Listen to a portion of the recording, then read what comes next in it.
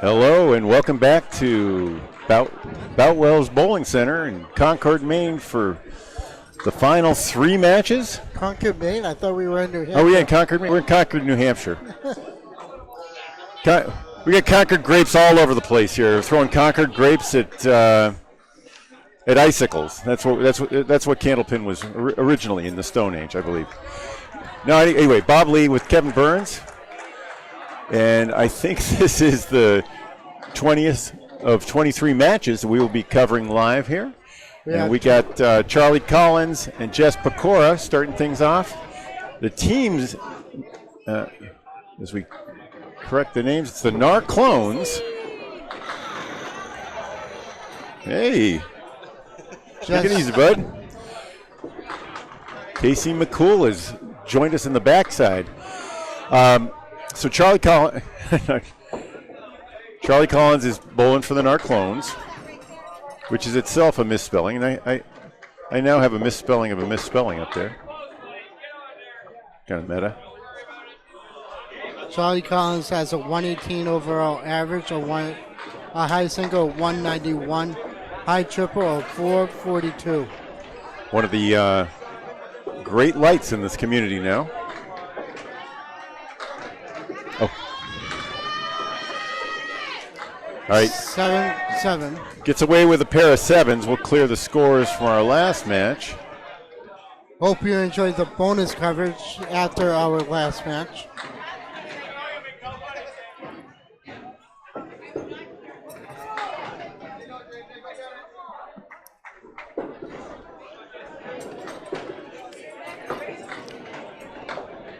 Jess Pecora off on the right side. Collins right on the money and wipes out the first two rows.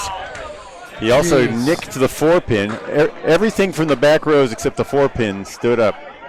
Jeez. I don't know what's worse, when you punch up the 1, 2, 3, or if you punch up the 1, 2. 1, 2, 3, 4. 1, 2, 3, 4, yeah. We actually saw something like this similar ago the other day. Yeah, okay. This can be a fun trip for Charlie. He's got a 7 already. This is going to be un-Charlie-like. Well, Jess puts up 14 and Charlie puts up 15, so I guess in some ways he did his job. He made a gainer. And here's Brittany Underwood. Overall average, 99. Career high average is a 99. Talked to Brittany last night. She says she's bowling well, but she's on a big team. You know, she's learned to be a supporting player. Sonia Johnson, the women's high average on that tour. She's playing all the time. Brittany learning how to fit into the sub roll and stay hot. Brittany has a high single of 152, a high triple of 365. Rossetti drops 9 on the first pitch. Oh, look at this. Brittany. Good answer is Brittany clears 8 and has a good piece of wood to clear him. Rossetti looks like she's got about a 3 1/4 inch target, but no. Brittany takes hers. Advantage Underwood.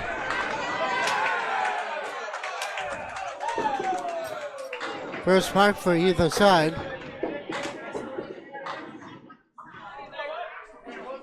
And a 9 for Lori.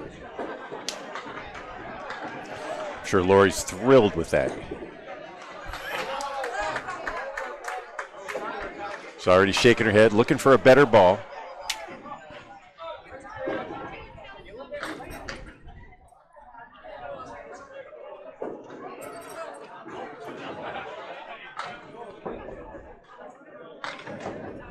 Haven't seen the updated standings, but Narclones have been right in it, right?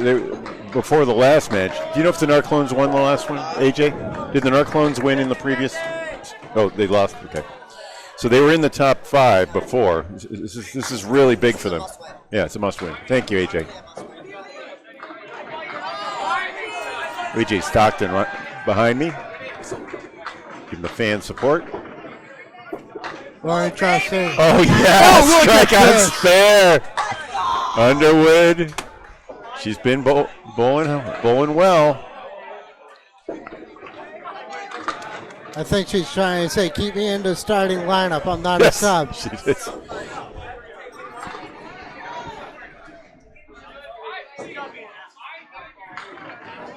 right, Rossetti. I think she's got it. He does. Yeah, she does. All right.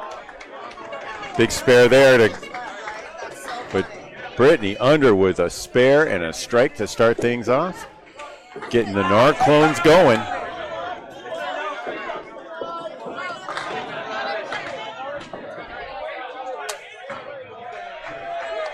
Pin lead plus her second bonus ball.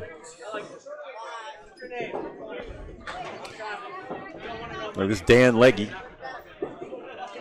drives it home, splits them, 7-10. Sonia Johnson throws a nice right to left spin on that. 30 miles an hour out of her hand. That's not bad for Sonia. Sonia has an overall average of 109. High season average of a 115. Leggy converts on the 7-10 like you drew it up. And Sonia follows suit. Sonia also has a 179 high single, high triple of 425, and a high five of 649. That's pretty darn good. She's also a product of the old Candlepins for Cancer, Candlepin New Generation show. She's officially a member of Candlepin royalty. Strike for Leggy. Sonia almost answered with one of her own.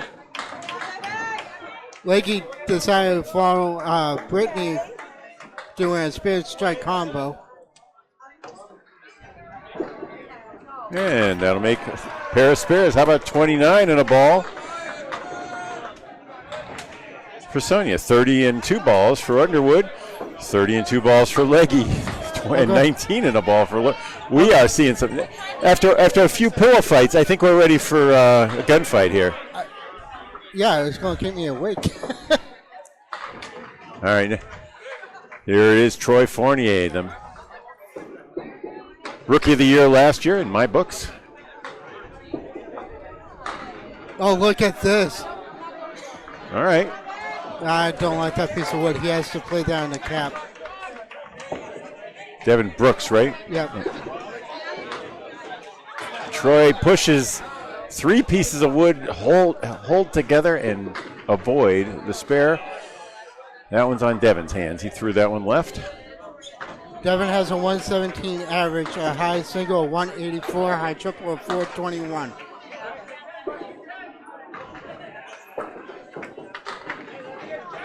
All right, 10s to start for the number 4 bowlers. Brooks for the Narclones in black. Troy Fournier in the blue for New England Flooring.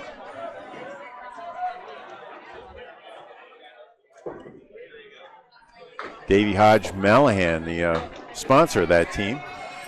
And also the team captain. Yep, he is not bowling this year. He's in a sub role anyway. Struggled a bit in the Friday Night Pro League this season. Devin in the pocket, drops 9. Solid 10 pin. All right, Troy's got very little opportunity. That piece is pretty deep. The only reasonable way to make it is to bang the piece, but he's got to have to hop it hard. Yeah, it's too deep. It's deep. Yep. Devin had a couple 9 drops, just missed. He's talking to himself. Troy takes 8, 18. Devin makes both of his 10s, so he gains 2 in the matchup. The lead is 13 for the Narclones, and both teams have a strike and a spare hanging. Kai Hunt now bowling for the Narclones out of Maine, and Tim Hasert out of Canal. So Kai Hunt has a 124, 125 average. Wow. High career average is a 129. High single 203, a high trip of 454, and a high five of 691.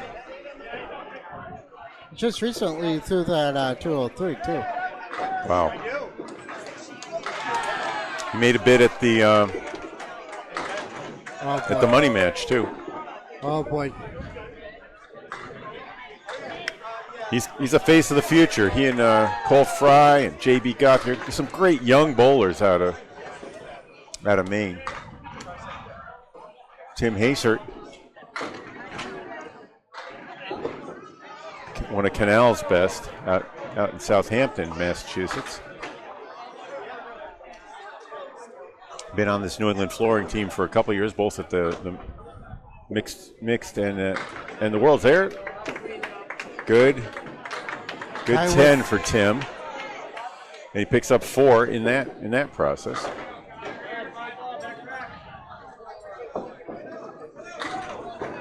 Kai with a tough 6. Yep. Spread eagle. You got to try to get 2 or 3 on each of the second balls, and pro average is 8.3 on a spread eagle. That includes the 1% that turn into spares.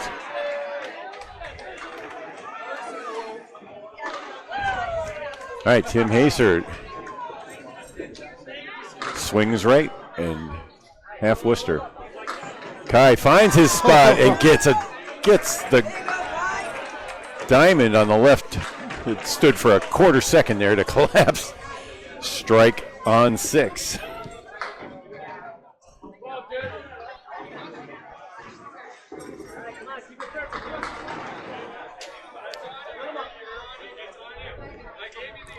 Narclones out to an early lead. They're at 110 plus bonus balls in their first time through the order. It's like they just throw about a 130, to be honest.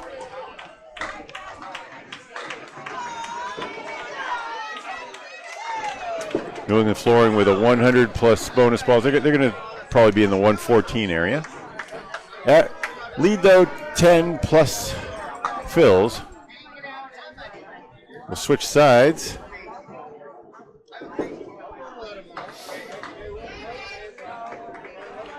Charlie Collins, the leadoff batter for the Narclones.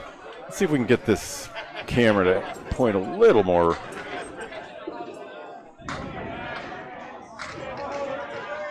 It's been a little off camera there. Just comes in with a 103 average overall, a career high average of 105, high single 153, a high triple of 379, and a high 5 of 584. Jess throwing 27 miles an hour.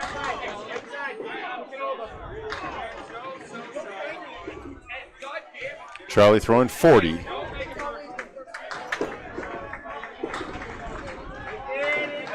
Good 10, Jess picks up one there. She's at 24 after 3. Likewise for Charlie Collins. Off to a slow start for him.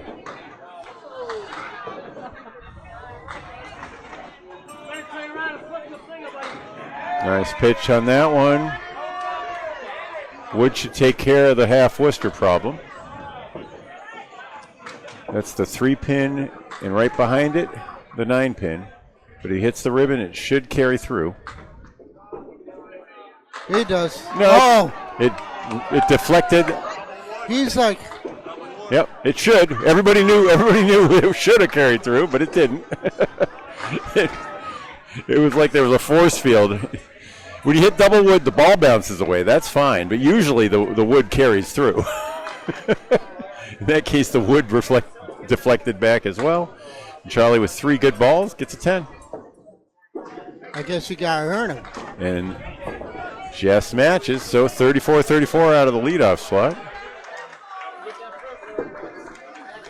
So Charlie feels a little bit hurt. Oh, I bet he does. So Lori Rossetti has an overall average of 99, career high 122, high single 181, a high trip of 390, and a high 5 of 695. Right. More importantly, are there 2 S's in Rossetti? Yes. Okay, I have 1. I'm sorry. And there's a lemon drop for Brittany Underwood. All right. And a lemon drop for Lori. Hey, come on. Yeah, okay. Yeah, come on, let's pay up. We have been really. We have not been pushing. No. All right. Brittany gets away with it. So- Couple of miss hits, but she gets 7 on their fill. 37. Lori only had 1 for her fill, so she's at 20. Well, that's actually $5 for Candlepins for Cancer. She tried what? That's $5 because she got less than a It would be if we get collected, but we haven't been collecting. Got to be tough. All right, I'm Rossetti with a 9 and Brittany Underwood with a 7 comes back to earth after the great start.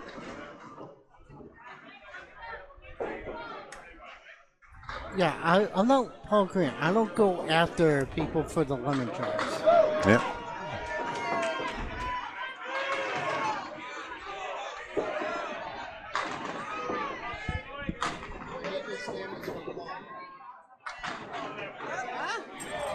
I think the standings are behind us, right? Paul has my copy of the standings. I vote Chris to come back. All right, Brittany pokes 7, Lori 2 on their first balls. Back on the head pin, nice one. Didn't quite connect. Pushed the head pin right past the 3 pin and no spare.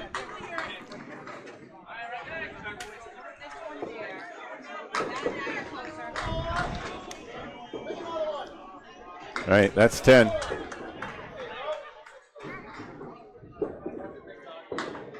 She's very good. That's a good 10 there. Real Lori good. clears 4 pins standing.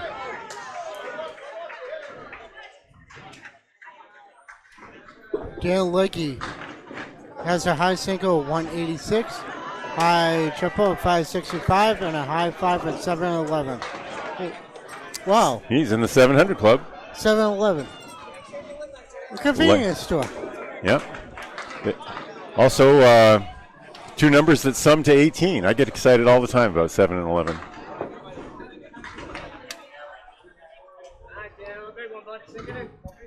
What does 7-Eleven stand for in a convenience store?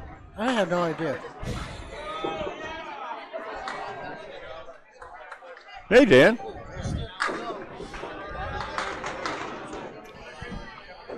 You might want to,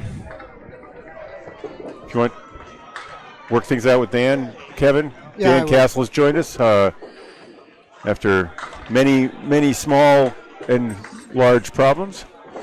Okay, a 7 for Sonia puts her after the fill at 40. She filled with 6. Got to 35 actually, and with that 7 is at 42 in the third. Leggy on his fill only managed 6, and then added a 6 on top of it so he was also at 42, and he just threw a strike on it. How about that?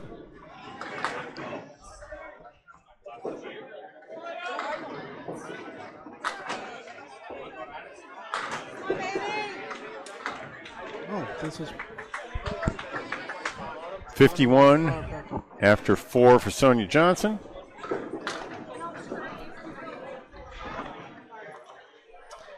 Of course, I've spelled Sonia wrong with a J. We have Sonia with a J and Sonia with a Y in the Candlepin community. Go, Troy! Come on now! Troy has an overall average of 114, career high average 119, high single 176, high trip 442. Narclones leading by 13, 175 to 162. We just got the updated standings. Exeter Lanes held on in their 19th match. They're at 32 and 6. They lead by 6, which is 3 games with 3 to play. They're near clinching first place. Penny Lane's bottom shelf, a merged team, a combined team. They're in second place, tied with Huff Power Sports and Riverwalk, but leading on the pinfall. All three of those teams at 26 and 12. Riverwalk we just saw. Hold on. Academy Lanes that we saw next door is at 24 and 14, holding on to fifth place by themselves. And then there's a big tie. Holbrook, Narclones, New England Floor, two of which are in front of us, along with JD's, Central Park, Hammer Barn, and Pub 125, all at 22 and 16. I'll put those up on a scroll in a minute. I'm gonna put those on a scroll in a minute. So, well, Devin Brooks is spared and filled with 7.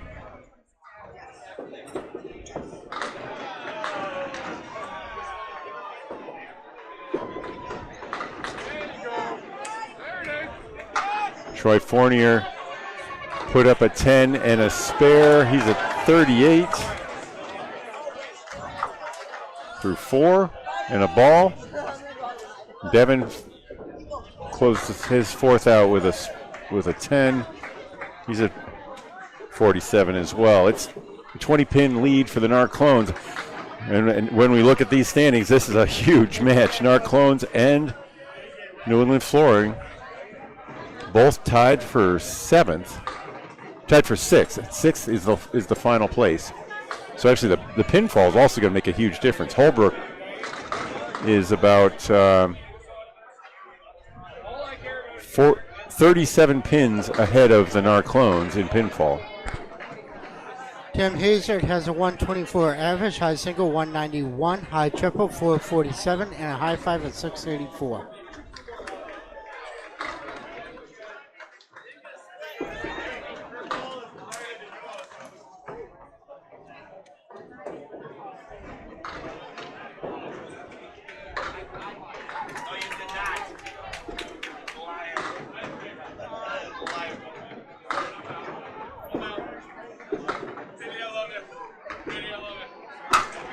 Kai Hunt, nice bid. Put 9 in the strike.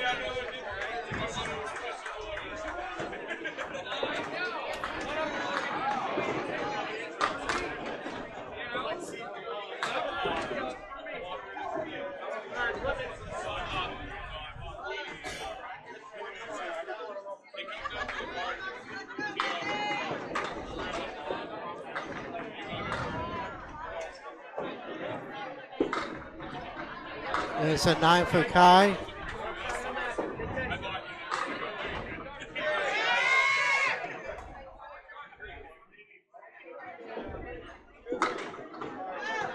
And an 8 for 10.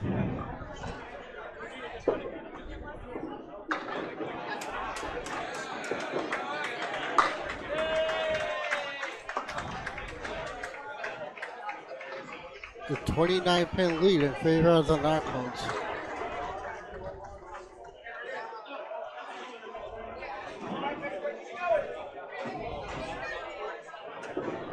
Kai Hunt in the pocket drops 5. Leaves a 3-2 split.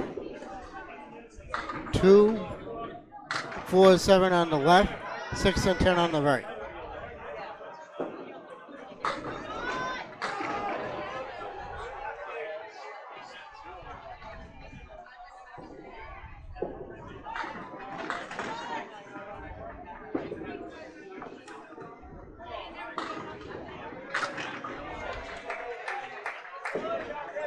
Hazard fires, drops 9, leaves a solid 8 pin.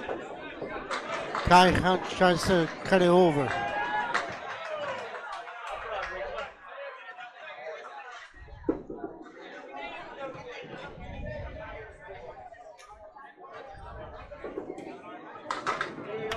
A spear for Tim Hazard and a 10 for Kai Hunt.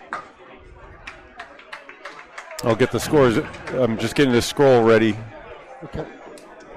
Looks like Academy Lanes all by themselves in 5th place, 24 and 14.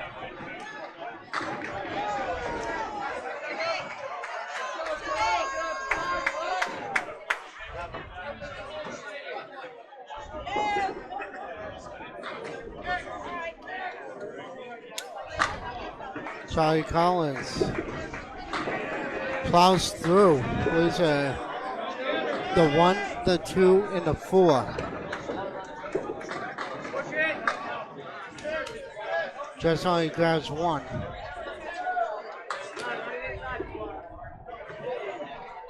Charlie went right in front.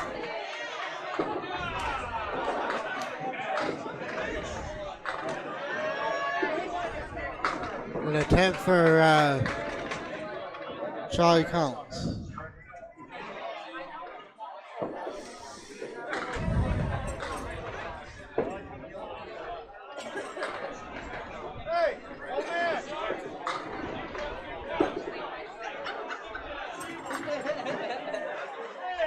All right, we'll get that scroll going on the bottom of this page.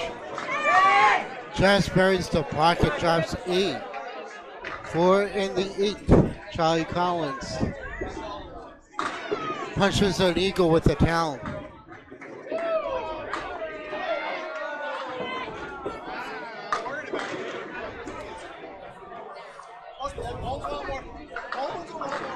Just splits her spear. Charlie Collins punches 1. He called it as soon as he threw it.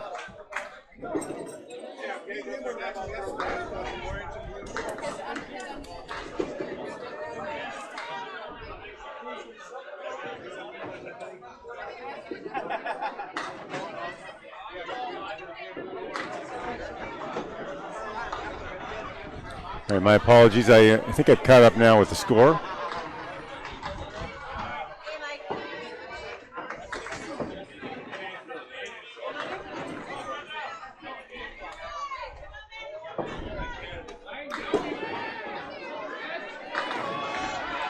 And we've got official confirmation. It is 248 to 217. The Narclones are out to a 30-pin lead.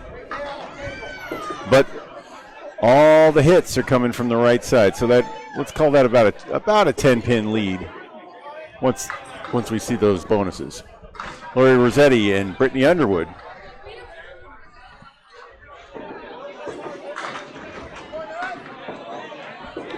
Rossetti and Underwood will be open in the 5th.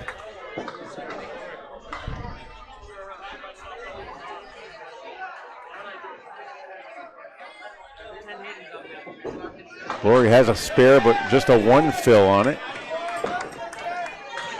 Throwing some good boxes, but still under her number. Now at 48 at the half. Brittany came out with a spare and a strike. Added a 7, 10, and an 8, and she's at 62 at the half. Big part of the 30-pin lead for the Narclones. We're going to be joined in a second by Dan Castle. Hey, Dan. Well, I'm here. Welcome to Concord, New Hampshire. Let me weight this down. We got some wind blowing here. Okay. We are we're down to our last 4 matches. Okay. And these 2 teams are tied for 6th right now coming into it. 6th place would get $1,000. The top 6 are in the money. Lori Rossetti threw a great pitch at the spare and didn't get it. She's not happy. She's often she's a passionate bowler. Reacts to great things, great and bad. I see in a way that I can relate to. I see Brittany Underwood missed her spare attempt. Yeah. But gets a 9. So it's 58 and 71. Brittany came out great guns with a spare and a strike. And now it's 71 through 7. She's cooled off a bit. All right. You get to see Dan Legge on the right. Bowled with him many times. All right, is that better? Yep. Aaron's going in for me. Okay. Okay, so Charlie Collins is taking a sub. all right, Legge over on the 4-pin. And then we see Sonia Johnson just came in on a 3-pin, took out 4. Legge looking at the double row here. 4 horsemen plus the 2, 5, 9, and hit the object, but left 2. And Sonia leaves a 1 and the 8. Good to be here, Bob. Lots of All right. stuff going on here. A 9 box for Legge. After the 9 fill, okay, we just lost our connectivity. And a 9 We are box. well, we are recording, so keep talking. Yeah. It's hard to shut me up, right? All right. We're back. All right, coming in. So Legge with a 9 fill and a 9, right? Right. Puts him at 69. It was an 8 fill and a 9. Yeah, That's 8 what fill. it is. Yep. And just put down, leaves the 7-10 split. Sonia leaves the 4-8. Wooden front. Looks like it might help. See if Legge can make the shot. He does. That's his second 7-10 of this match. He made a similar. He had a V that he split right next to the 10 pin earlier. And no spare for Johnson. She's going for a 10 now with just the 8 pin up. And there it is. So it puts her at 70, and Legge was 79 in the ball. All right, cuts the lead down to 21. Narclones holding on, but the big bonuses are still coming. Three spare fills should knock that down to just 2 or 3 pins if they're average. All right, Troy Fournier on the right for New England Flooring. On the head pin, everything but the 10. Brooks threw a very similar ball. It was a beauty. All right, the complaint, I saw Troy raise his hands. He doesn't like the way that wood is configured. We'll look at the pin cam. Watch it. Yeah, it's all three pieces were facing left. He had to just smash them and hope they went back. Brooks goes to the left, just picks out the 4 pin, and Fournier trying to get a 10. Yeah, that wood was trouble all the way around. No, nothing going 9 bucks. But the big news there is Troy did fill with 9, so. That was a fill? Okay, I didn't see that as I jumped in the middle here. Yeah, he was working on a spare initially. So he throws that 9 on top of a 9 fill. And an 8 box for Brooks puts him at 55 through 5.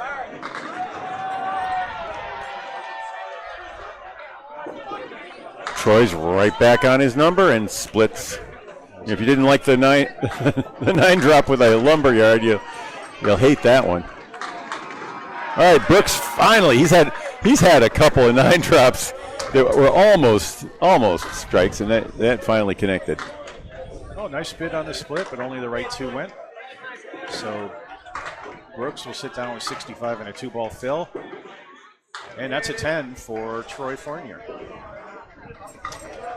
Hard to control your emotions at a time like this. A lot of money on the line, a lot of people watching, a lot of people you care about on your team.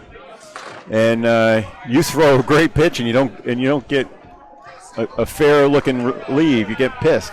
Oh yeah, I mean we see that. Yeah, that's part of the game. I mean there's just a small margin now. Tim Haser coming up on your right and Kai Hunt on the left for the Narclones.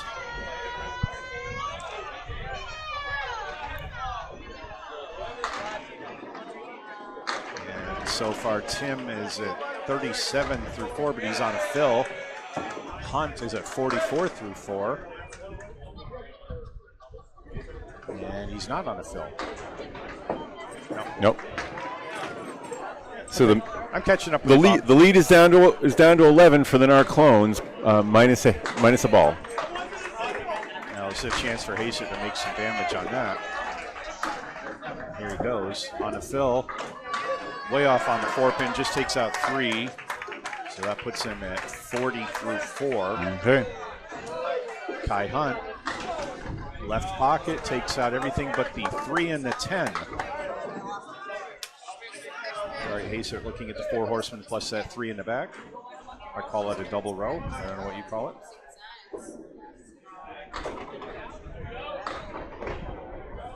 And he's got a piece of wood over the left. It's the material, I think. What a pitch, but almost. On the 3-10 split, right. Does not go. Yeah, he went to the left on that one. I think that in that you really need to be in the right-hand pocket. but he's shooting for a 10. Got it. And 9 for Hunt. So Hastert had 50 at the half with a spare and a 3 fill. And Hunt at 53. So what's the lead? Oh, he had a strike with a 9 fill. Also he started off with a 6, so tough box. Well, the lead is that did chip into the lead some, so it's only 8 pins right now. All right, Tim Hastert, the former baseball pitcher, with the pitch, 39 miles an hour. Head pin and he split. Look at that mess. Well, it cleaned up some for Hunt, but both bowlers on the head pin and both bowlers with kind of nasty splits. 3 and 2 for Hastert and a 2-7-10 for Hunt. Kai's pitch was at 42. Hastert just takes out the 4 pin. Wow. He took some pins off the wall that went in the right direction but didn't connect with the 10, so open boxes for both bowlers.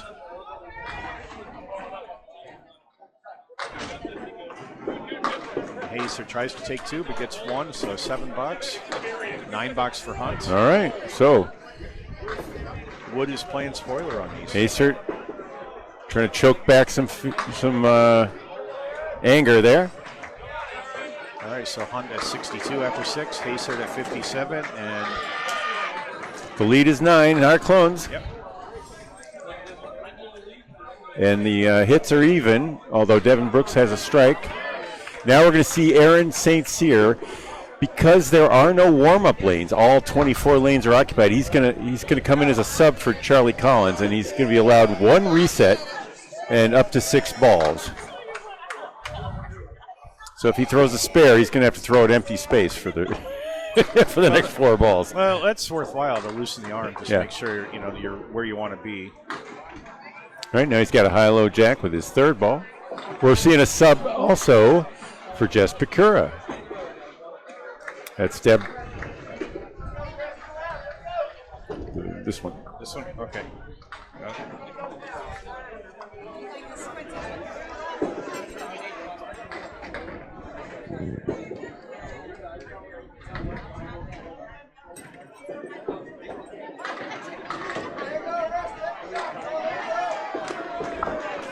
All right, Deb Regan is going to be coming in for Pecura.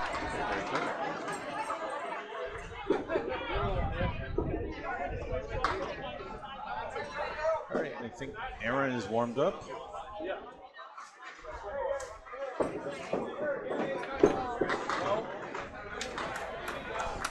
St. Cyr will be coming in for Collins. They're actually, I think, switching sides. Oh, that's right. Yeah, that's right. That. Yeah. And we'll move their scores to match their team colors. Do we have any facts on Deb Regan? Deb Regan and Aaron St. Cyr coming in. Aaron, we know, won the tournament champions back at Central Park. Or Yes, they're coming in as subs if we can get their sheets. All right, just looking for some stats as the bowlers get going here. St. Cyr, one of the young guns. Yeah, I've watched him bowl quite a few times. He's something to behold when he's on. All right, Deb is still warming up, I guess.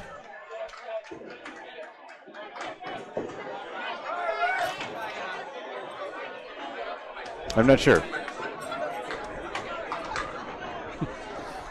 All right, let's see that. All right, so Deb Regan comes in with a 101.4 average.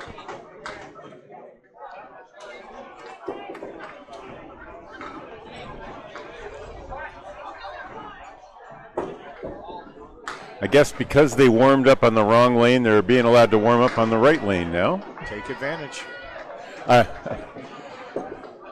I don't think anyone's keeping score, though. So, all right, here we go. One more pitch from St. Cyr.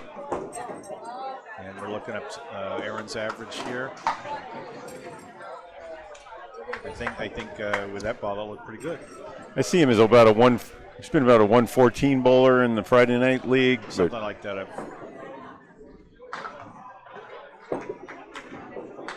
That one major tournament victory, though, is his big feather. All right, this should be live. No, they counted that. So I guess that 8 did count.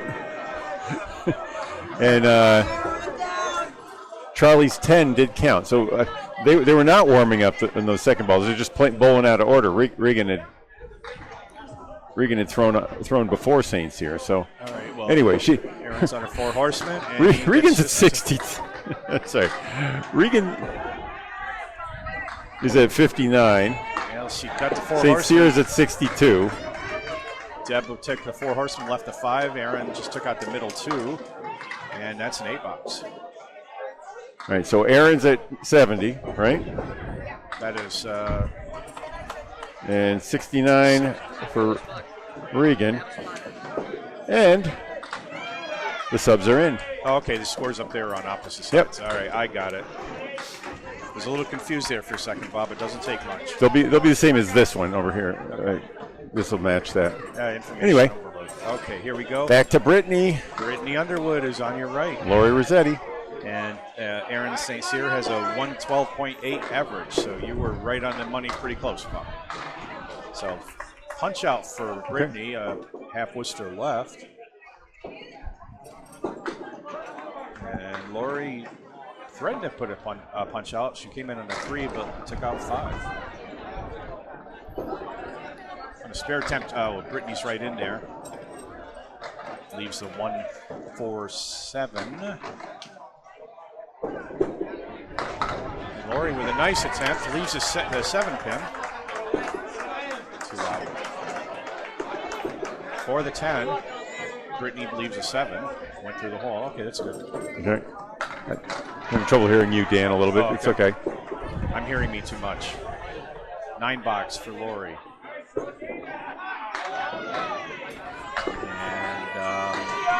that puts Lori at 67 and Brittany at 78. And I'll catch up with the totals here a second in a moment. All right, 7-pin lead for the Narclones. Brittany in the number 2 spot. In box 8, here comes Brittany. In that pocket, nice. 8 are down, the 4-7 stay up. That looked like a strike ball to me. Here comes Lori. A little bit left. Punch out left, half Worcester with a 2 and the 8 gone. Yep, so if you're aiming the middle of your ball at the middle of the head pin, a 5-inch miss is what will cause that half Worcester. 5 inches on the number. Underwood on the spare attempt. She gets it, doesn't touch the wood. Nicely done. Takes out the 4-7 for a spare. Now Lori's shooting at a half Worcester, goes way off to the right. 6 pin still standing, wants to get it out here.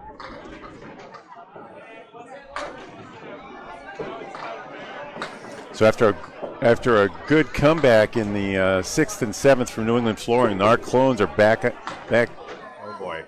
in charge. That's a 4 box for Lori Rossetti.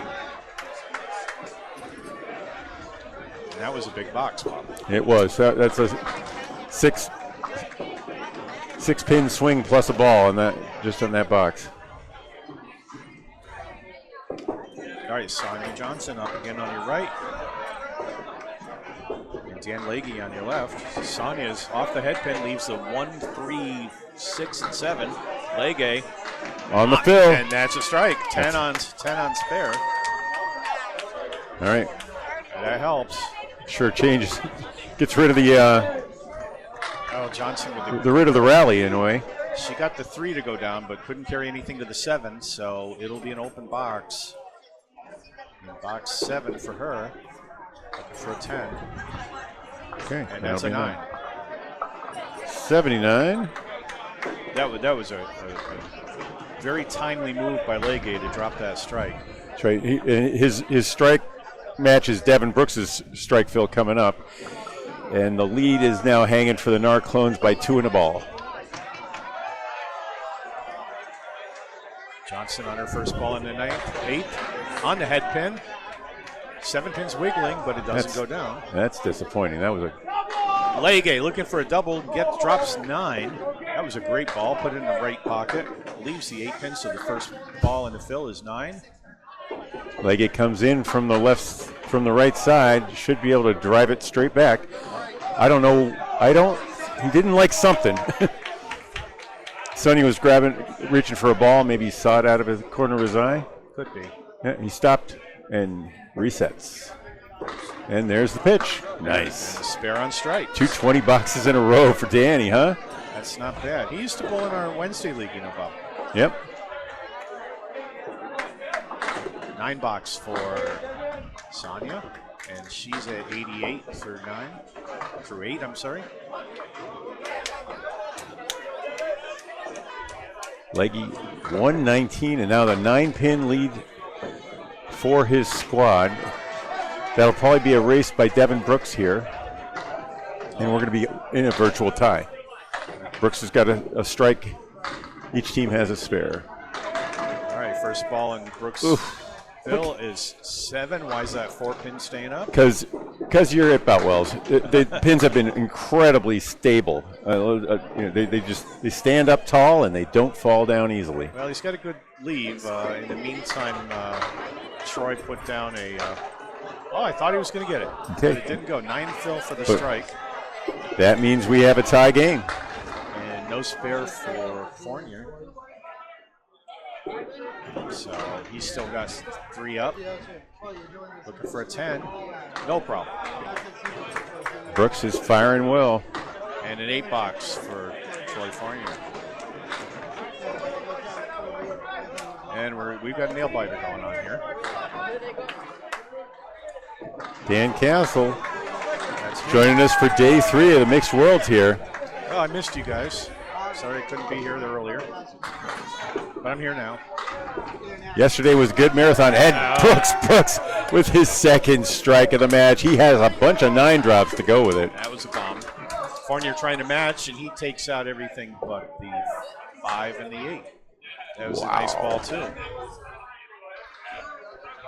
Just nothing caught those 2 pins. Looking for a spare here. 2-pin spare on the 5-8. And he's got it. No problem. All right. Keeps the match in hand. All right, both bowlers sit down on marks.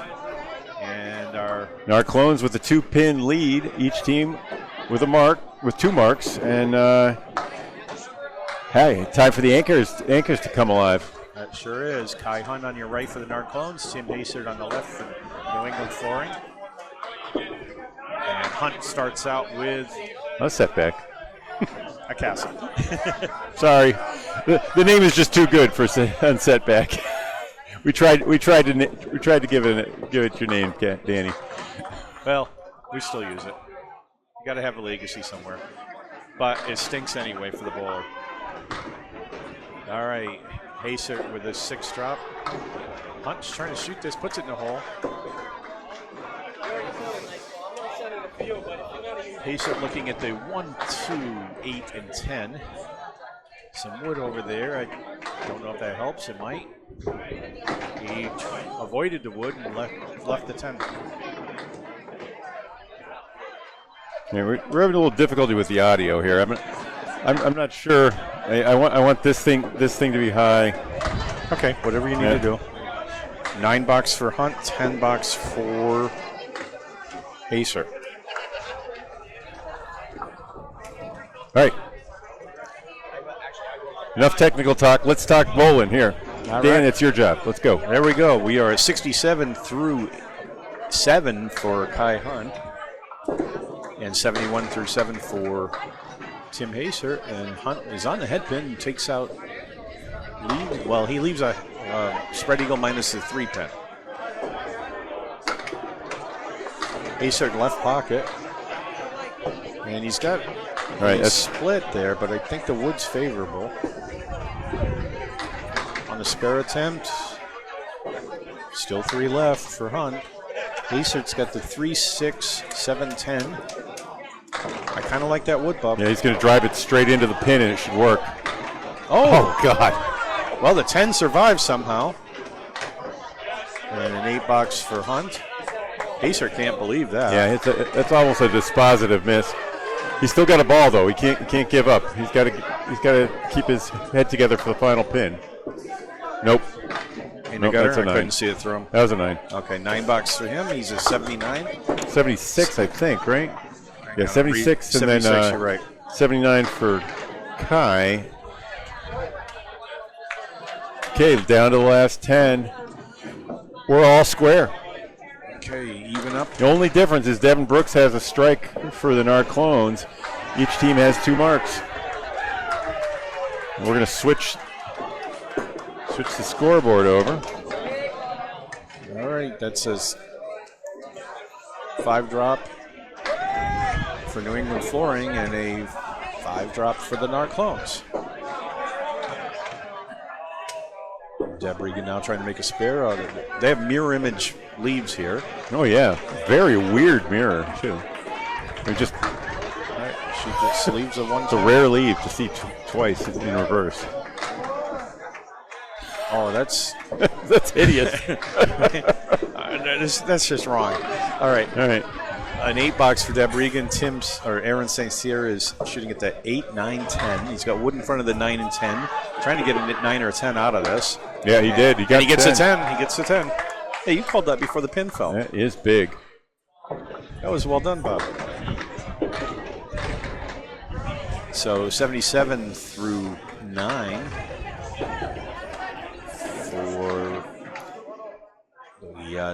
for Deb Regan, and 80 through 9 for Aaron St. Cyr. Deb Regan is on the 2-pin and leaves a Caleri right. Here comes Aaron on the head pin, a bit full. Ouch. And that's a 3 in a line in the triangle.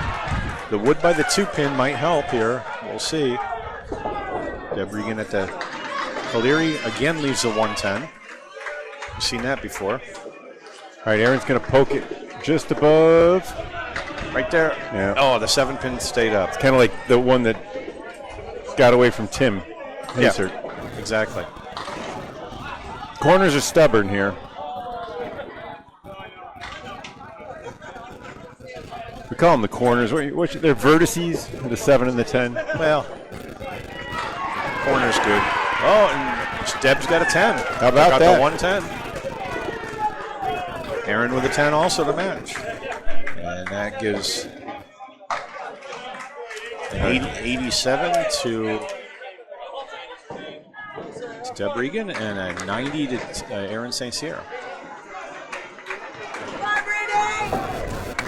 Perfect time right here, baby. All right, Brittany Spears, what am I saying? Brittany Underwood on your left.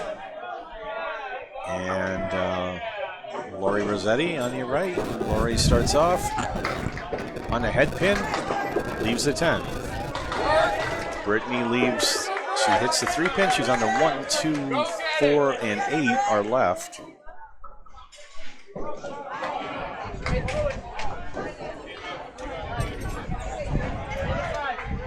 All right, lots of wood out there for Lori.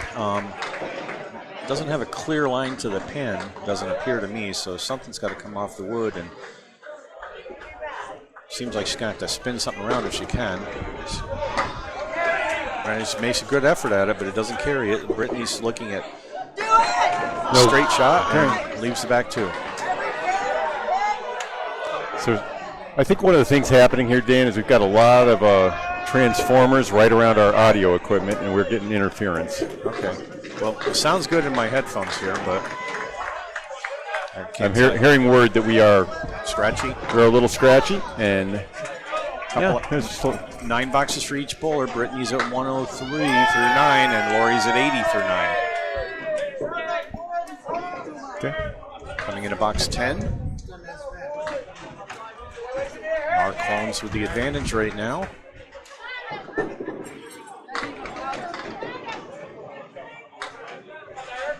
I don't know if we're waiting for balls to come back or we're just taking a breather here. Lori Rossetti, maybe. Yeah, I see the balls coming. I see. Okay. Yep. Delay a game due to equipment.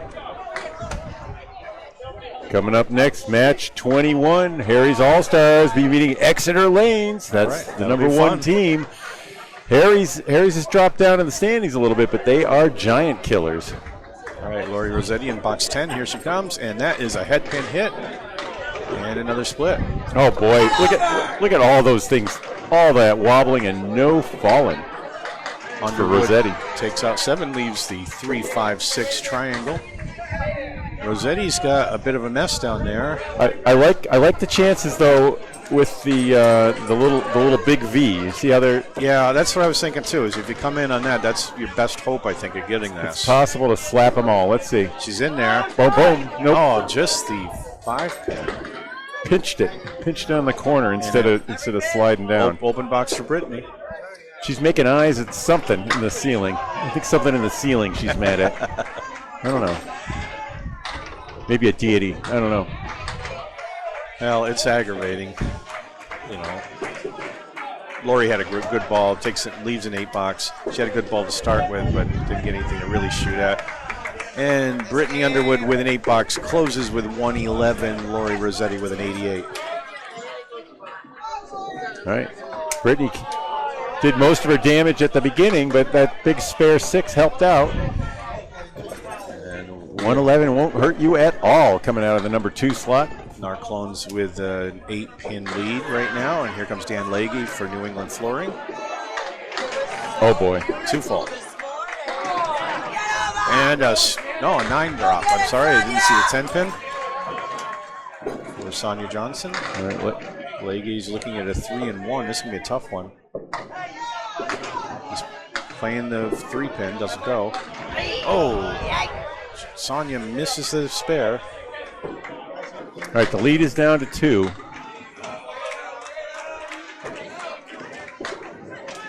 Not 8 box for Leahy. And a 10 box for Sonia Johnson. Makes it 4. Leahy at 133 through 9, and Sonia 98 through 9. Leahy's putting up a good game here. Big 10th box. Is Leggy a French name? Yeah, I think so.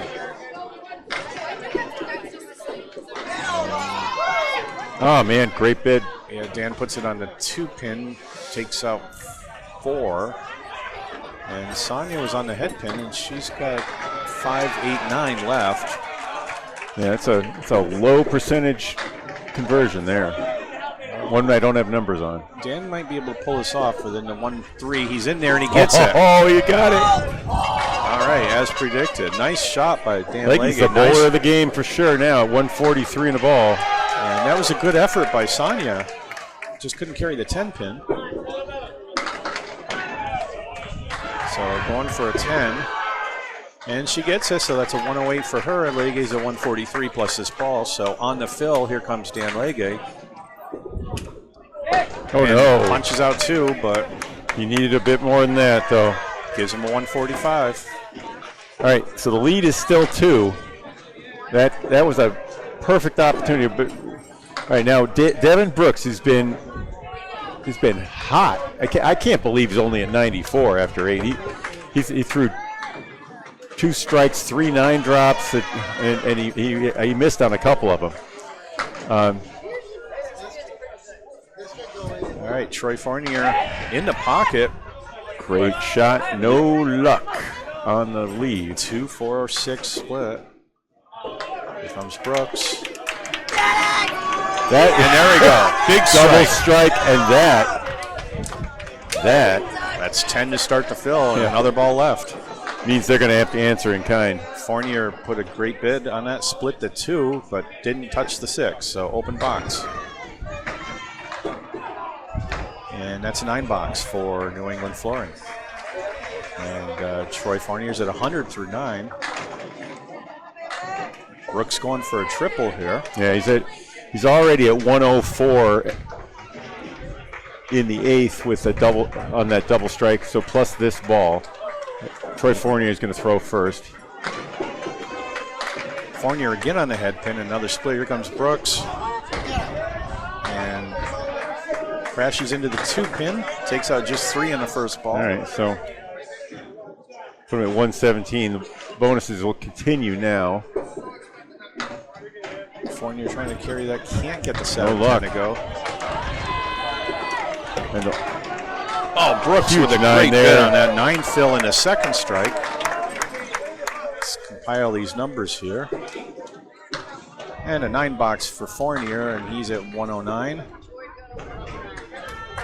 Brooks with a 9 box too. And that gives him, see if they can add these all up here, 135. and a 135, yep, with a 9 at the end. Clear that out. So we ended up with 23 in the 8th, 19 in the 9th, and a 9 in the 10th, 135, and the lead is up to 18. With 2 boxes to go. So New England Flooring's got to really mark out here big time. Devin Brooks, with those 9 drops in this house, that could well have been a 5 or a 6 strike string for him. I haven't seen him bowl like that. I've only seen him bowl a few times, got to admit, but he really impressed me. All right, Tim Haysher coming up, knowing he's got a job to do. Kai Hunt just needs to keep it going. It's 523 to 505 right now in favor of the Narclones. And nobody on the fill. Here comes Tim. No. Lemon drop Jeez, left. you don't see that more than once a year out of him at the during league. He's thrown a couple wild pitches today. Yeah, that one was just the 4-pin. It's got 9 to shoot at. Can be made. Hunt has a diamond on the right. 3, 5, 6, 9. Pacer trying to pick up a 9-pin spare. Off to the left still. All right. No spare for Hunt.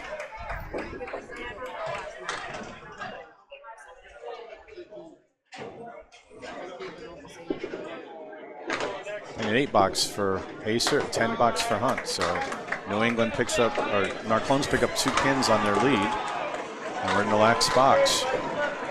Not much room. Now in double strike territory. Tim has done it a bunch. Yeah, I've seen him come through at the very end before. He throws a nice steady 38, 39 mile an hour pitch. Very accurate. A little bit of right to left spin. Left to right movement. Boom, and nope, it's not going to happen. Put it in the pocket. That's going to do it. And congratulations, the Narclones. They are going to stay in the money slot. All right, and both bowlers. Big finish from Devin Brooks. Great game from Dan Legge. He's going to be he has the 145, but maybe the player of the game is Devin Brooks with the. That was huge. If he converted on a couple of those 9 drops, we could have seen a 170. Hacer tried to spare that, and Hunt both will be open to finish this up. Low games for these guys because this is way below where their averages run, which I don't have in front of me, but I know that. That's a 9 for Hacer. An 8-8 for Hunt, and that's the wrap for that match. 93 and a 97, respectively. Right? Yep. Those match the official score. The official tally is 541 to 522. Our scores are official as well now. Congratulations, Narclones. You are in the money spot. It's yours. If you win it out, you should be going home with at least $1,000. Hard fought match. Yeah. There's no doubt about that one. All right, there's still 3 to go. And next we're going to be seeing our number 1 Exeter Lanes team against Harry's All-Stars, all-time favorites. For Dan Castle and Kevin Burns, I'm Bob Lee. We're going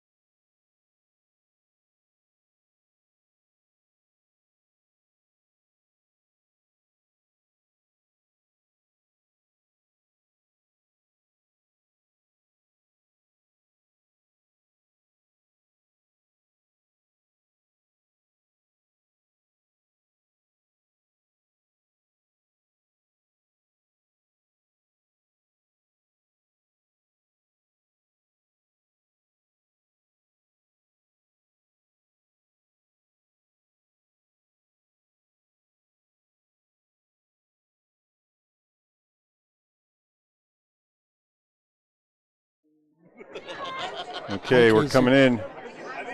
Putting the volume up. Bob Lee here with Kevin Burns.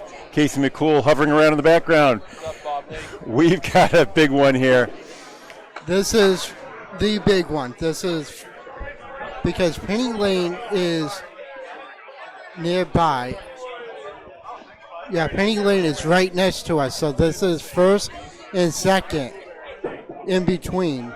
Mario Johnson pitching a Caleri to start things off for the Exeter franchise. Looking to hold on to their first place position. They were leading by 3 earlier today, but they lost their first 2, as I recall. They lost one match today so far. And we have a treat here. This is mother versus daughter. Steve Johnson against her mom.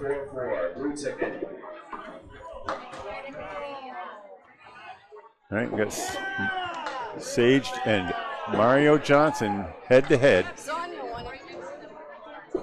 Mario with the 10. Sage with the 9. And she glares at her mother. This 50-50. Allie Barber will be coming around to do this 50-50. This is the last one of the tournament, so make it a good one. And last call of all our album, I'm doing at the end of this game. So if you want any more tickets, come up and see the front desk. Thank you. Going to get a first look at Jonathan Boudreau on camera here. Back from his injury last season. Mario in the pocket drops 6. 4, 5, 7, 10. Sage throwing right on top of her mother. Mother's taking her time, getting ready. As soon as she starts moving, Sage starts moving, drops it right on top of her. I see that a lot in the women's game for some reason.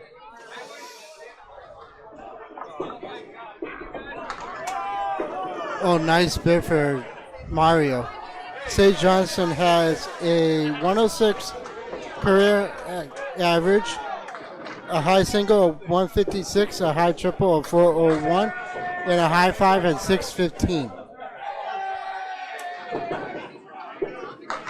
Mario with a 9. Okay. Well, they tied. Yep, 19 apiece. 19.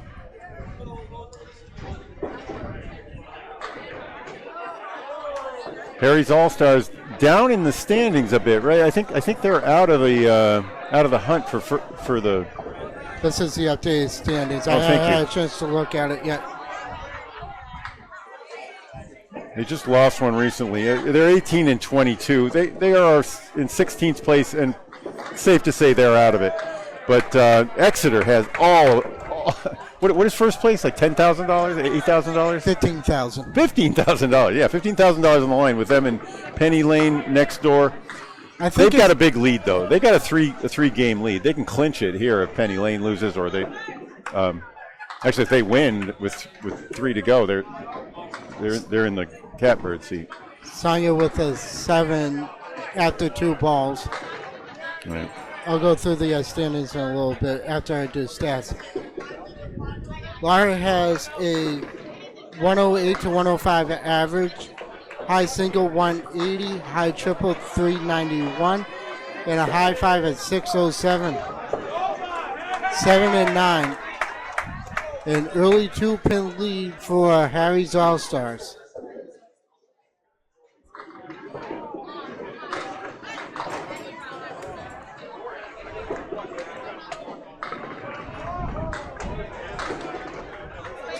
And a strike for Sonia Rossi. Laura has a high-low jack plus the 2-pin. Nice. And she well, corner pin didn't carry. You know, I felt like that's been the theme this weekend, where the corner pin won't carry. In a 9 box. So an 18 trip, 2 9s for Laura Derfler. Sonia Rossi at 17 and 2 bonus balls coming up.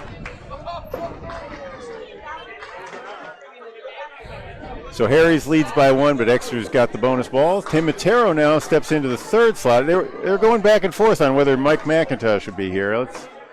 Well, Mac is here. Yeah, he's here, but he's not bowling. So let's put the name up correctly. Tim Matero. Let's give him. There it is. Matero leaves it right. He's a Chesterfield. Scotty Douglas been throwing real well lately. Not on that one. Scott Douglas has a 183 high single, high trip of 428, high five at 681. Looks like he's got 4 pins back there. I just missed the hairpin.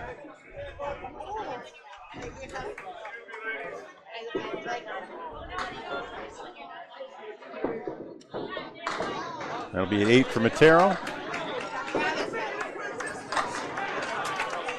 And a 10 for Scott Douglas.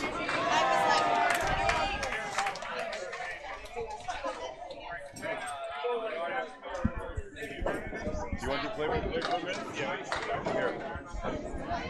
I'm just gonna try to fill in the standings here. All right, this is Stan Castle. I'm back on. Catch up here. Or a half whistle for Scott. Okay, Matero's on his 8 drop. It's got this 6 and 10 with wood in front of it. Oh, wow, that wasn't right. He was a little high on it. Yeah, I'm sorry.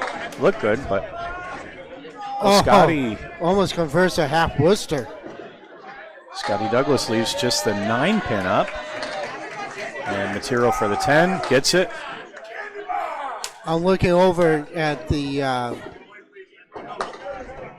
And there's a 10 for Scotty Douglas. On Penny Lane, Jumbo Ayot just threw a double. And they have an early advantage over Powerhouse. All right, now coming up for Exeter is Aaron Fontaine, and for Harry's All-Stars, Jonathan Boudreau. John Boudreau has an overall average of 120.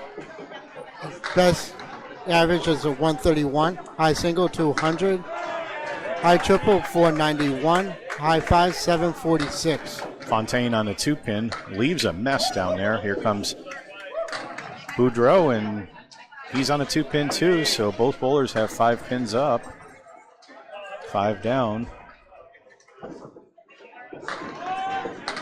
Fontaine, a great effort on that, leaves a 7 pin. Here comes Boudreau, and just plucks the 3 pin. This is the number 1. So both bowlers open. There's a 10 for Fontaine. Boudreau looking at the 178-10 to try to get a 10 out of that.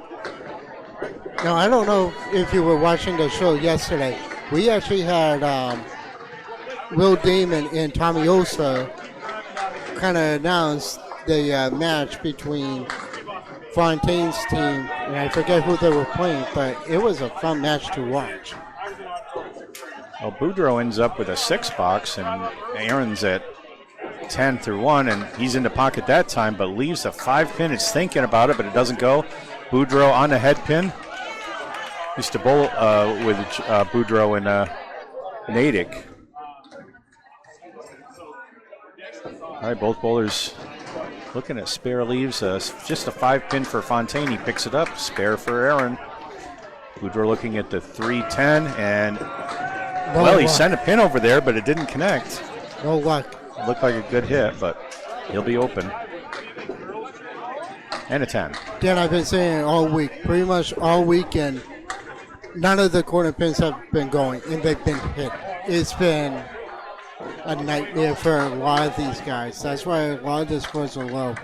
And now we get to see 2 of the big stars of this game. John Winchell in your left and Jeff Surratt on your right. John playing for the Harrys. Jeff Surratt.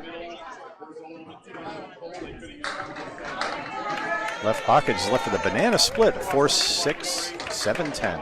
I know Casey's in the building. And a half Worcester right for Winchell. I'm sorry, Kevin, I couldn't hear you. I said I know Casey McCool's in the building with the banana split. He's always hungry. John Winchell has a 124 overall average, high single 190. Or full Oh boy, full Worcester. High trip of 467, of high 5 of 744. All right, Surratt with an 8-box. Winchell's got a mess down there. 6 pins left. See what he can get out of this. And it's a 4-box. Right through the bunny hole. Well, you can win some, but you lose some too. I mean, that's just a tough box. It happens, and you know sometimes it's better for it to happen in box 1, I think, because rather than box 10. Exactly. I mean, with my luck, it always happens like right in the middle. Surratt drops 9 with a nice head pin hit, and Winchell looking to recover from that mess, and he's on the 3-pin, takes out 6. He's left with a 1, 2, 4, and 5. Surratt with a spare. Spare in a second for Jeff Surratt. Just single pin. Nicely done. Winchell trying to make up for that 4-box. And he misses his object, so 2 are still up. Left with a 1-4. Disappointing trip for John Winchell.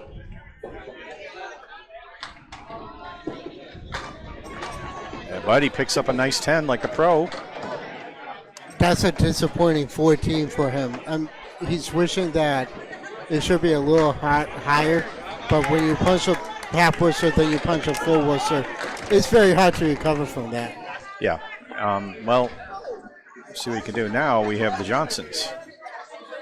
For Harry's All-Stars, it's Sage Johnson on your right, and for Exeter, it's Maria Johnson on your Mario left. Johnson.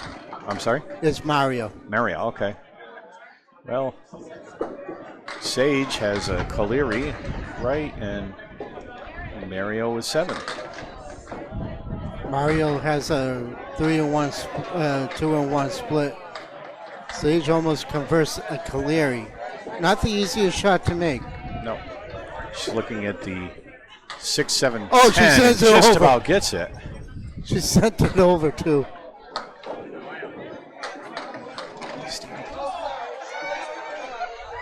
Mario Johnson has overall average and career high average of 111, high single of 192, high triple of 439, a high 5 of 701. All right, and just pleasant greetings from Hall of Famer Stevie Reno. The captain of Harry's All-Stars. As most of you know, it was named by his father, Harry. That's where the team came from. And they come out of Millis and Ryan's family in Millis. Yep, that's my home house. I've been there a couple times. Yeah. Bowled there once and it threw me off for a month. All right, Sage on her first ball in box 4, and she's on the head pin, but moves that 4-pin off spot quite a bit, but left with a 4, 7, and 9. I kind of wish that 4-pin didn't move because now you have almost a next impossible shot to the 7. She actually converts it. Wow, Nicely what a done. spear. Looking here at the 4 horsemen plus the 9. And leaves 1. What am I looking at here? Okay, got averages going. Backup averages in case we have subs. Okay, thank you. Mario with a 10. All right, so they sit down with Sage at 39 in a ball and 38 for Mario, and now we get to see Sonia Rossi. Sonia Rossi on your left, and for Harry's, and Laura Dorfler. Am I saying that right? I don't know. Okay. I just call Laura and just say. Had a pleasant conversation the other night with Sonia at the Justin Waters and Jeremy Seaholm match. Sonia out the mark. Laura starts out off the head pin and leaves a 3-1 split, and Sonia takes out the left triangle. I get my left and right mixed up all the time. It happens. I get the pins mixed up sometimes too. Wait till I forget names. That's when it gets bad. All right, nothing going there. Sonia on the 3-pin, but can't convert. Needed to hit that head pin, so both bowlers open in the 3rd box here. Sonia fills her strike with a 7. And that's a 9 box. Is it going to be a 10? It's a 10. And a 9 for Sonya. Yeah. Sonya has an overall average of 114, high single 175, high triple 435, and a high 5 of 670. And she pulls out of Bayberry. Have you ever been to Bayberry? Yep, I have. I bowled there with Pat McCauley and a couple of other people. So Laura with an 8 drop, leaves a 1-9. Sonya came off on the 3-pin and just took out 4. Sonya is at 33 through 3 and Laura at 28 through 3, so just the 9-pin for Laura. Sonya with a 6-pin cluster and oh boy, that was a great effort, everything but the 5.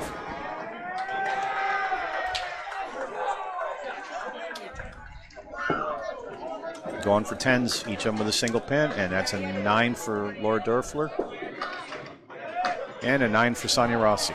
So through 4, Laura's at 37 and Sonia at 42. Coming up is a Hall of Famer in his own right. He's actually in the Hall of Fame, Tim Montero. Overall average of 122. His best average is a 133. He averaged 130 in six different times in league play.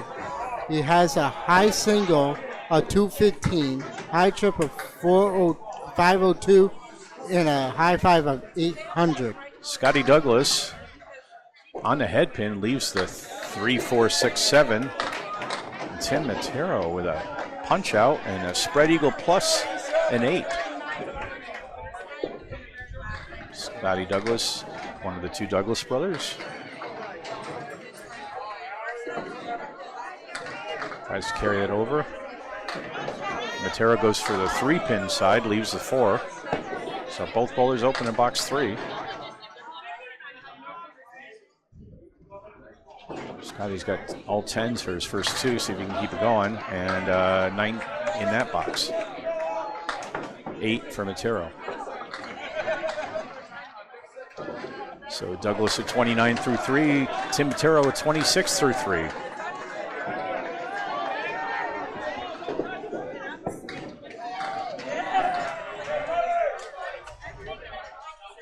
From Scott, box 4, off the head pin.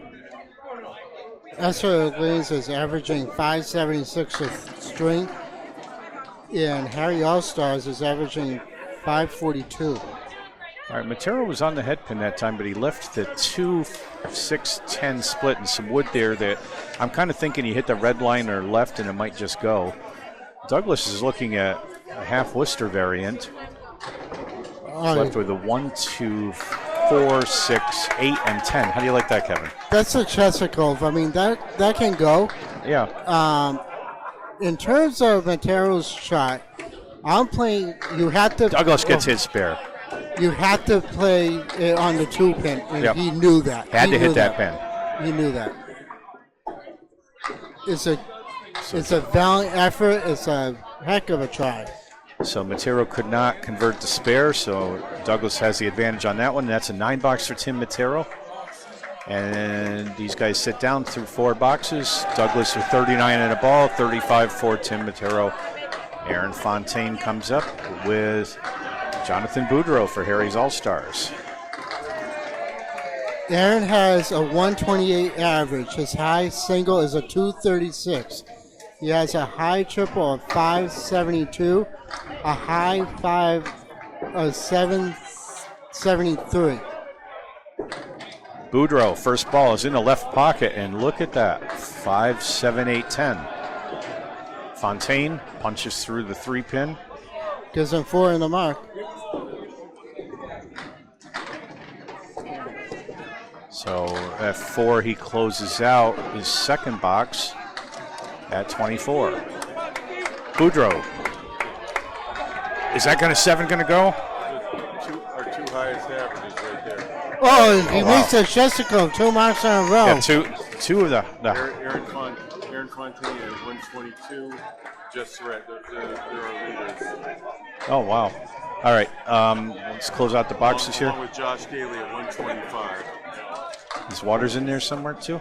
So, yeah, those are on the Exeter team are two of the highest averages. Only 3 above 120 in the game. All right. Aaron is on a spare. Boudreaux off a head pin again. Just 4 down. He's a 4 horseman plus the 8 and the 10. Fontaine on the mark. And he drops 9 for that very healthy spare fill. He's left with a 10 pin with Wood way out in front of it. All right, Boudreaux shooting at this. Probably wants to be in a 1-2. He is, and leaves a 7-10. He put a great effort on that one. He's not happy about that. No, I don't blame him. Fontaine with another spare. Fontaine's perfect through 4. Boudreaux takes out the 10 for a 9 box. And in the tournament, Aaron is averaging 122.8. Jusserette is averaging 125.26. those are the 2 highest averages we have. And John Winchell, Jeff Surratt. John Winchell for Harry's. He's going to start us off. He started off with that 4 box. He's at 14 through 2, trying to make up for that. And that's one way to do that. Starts with a strike. Surratt is on a fill and put 6 in it. Put 6. Jusserette has a high single of 204, high triple of 483, a high 5 of 802, and he's a 5-time Easter Classic champion. And a spare for Surratt. 2 marks in a row for Jusserette. So after 3, Surratt at 34 and a ball. Winchell at 24 and 2. This is his opportunity to make up for that 4.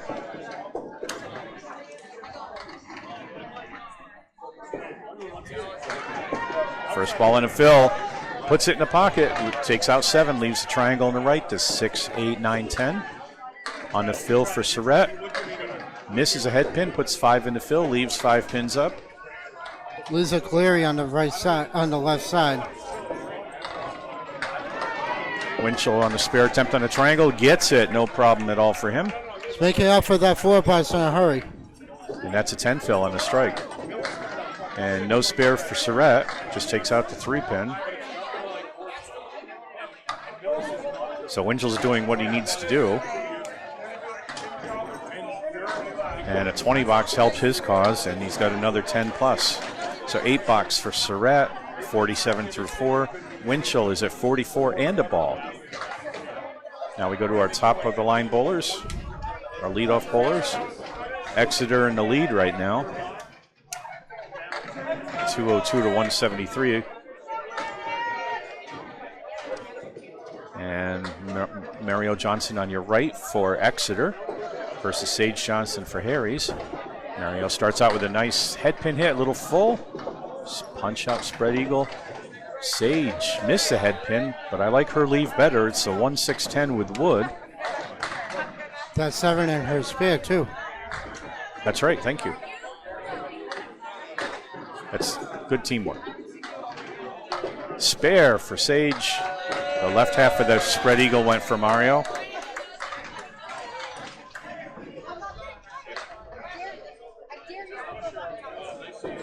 And for a 10, and it's a 9. So Mario Johnson with a 9. She is at 47 through 5, and Sage is at 56 and a ball.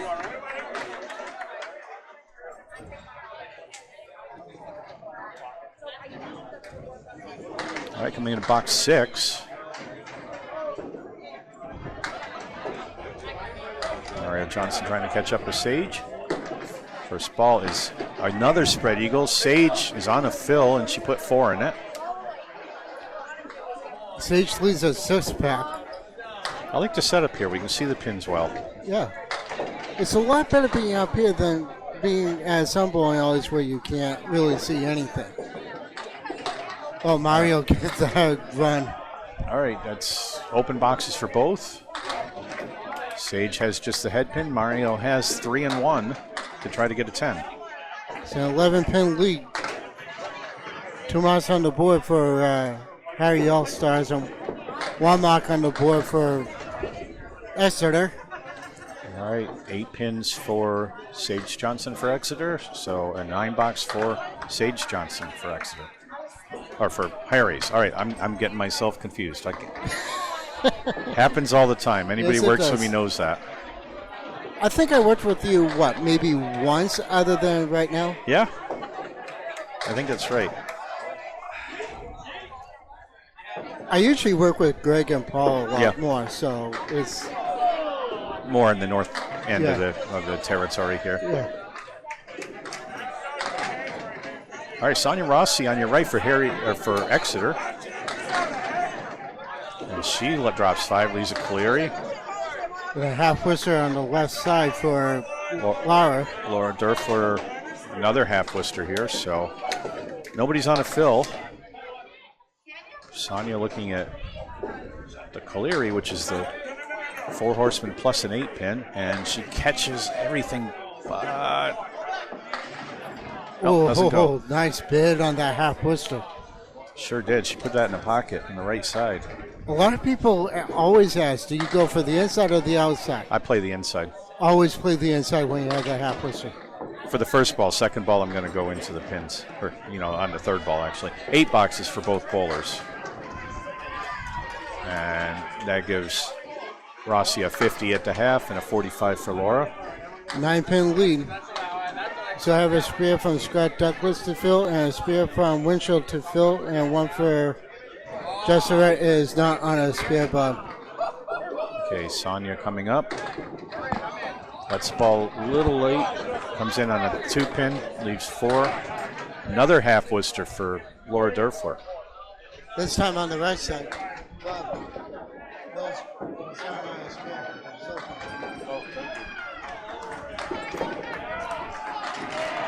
Sonia Rossi with a nice 4-pin spare. Trying to play the inside is Laura Durfler. She misses. Now she'll try to play a safety here and get as many as she can. Try to get out of here with an 8 or 9 if she can.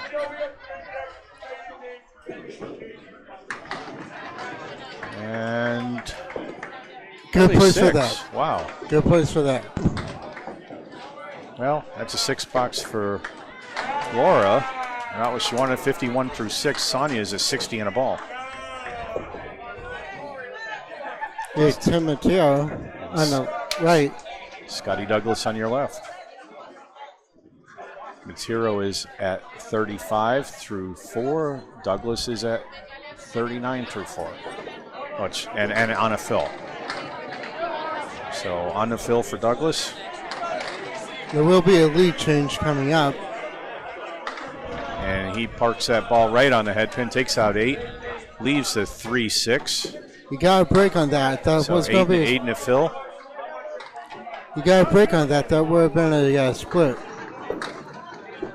Penny Lane is trailing by 29 at the moment. Has about a 65-pin lead over there. 65 to 70 pin. Spare by Douglas, 2 in a row.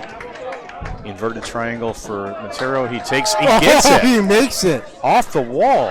That's one for the highlight reel. Nico. Nice 10. And that puts him at 45 through the half. Nico Pujar, our remote highlight reel kind of guy. Yeah. He does such a great job. He does. Matero drops 8, leaves the 5-9. Douglas on the fill again. Oh, another punch out. How many of those have we seen in this game? I counted like 5 already. All right, for the spare, Matero on the object, doesn't carry it. Oh, he carried it. Douglas only put 2 in his spare. And he look at gets this. it. 3 in a row, picked up the half Worcester. That was a shot. I don't know if that's worthy of a highlight, but that was a beauty. He put it in the pocket on that one, too. At 10 bucks for Matero. So Tim Matero, 55 through 6. Timmy Douglas is 69 in a ball. I'm not going to be hard on John Boudreaux because he's been out with injuries for the last couple of years. But I'm happy to see him back where he belongs, and that's on the links. All right, Aaron Fontaine for Exeter, Jonathan Boudreau for Harry's All-Stars. Those are our fourth bowlers. Fontaine on a mark, and that's 9 in the fill. 9 more, brings him up to 62. And Boudreau's also on a mark. Now Boudreaux's open. Boudreaux drives. Oh, yeah, you're right. I'm sorry. I was misreading the scoreboard up there. Boudreaux leaves a Cleary on the right side. You're right. Oh, everything but the pin. oh, what a roadblock. There's nothing you can do about that. He was right at the pin. Boudreau trying to pick up the clear. He just gets a back pin. So both bowlers open in box 5. Right in the face. Nice 10 by Fontaine. 72 at the half. And matching 10 for Jonathan Boudreau. Boudreau at 44th at the half, 72 for Fontaine.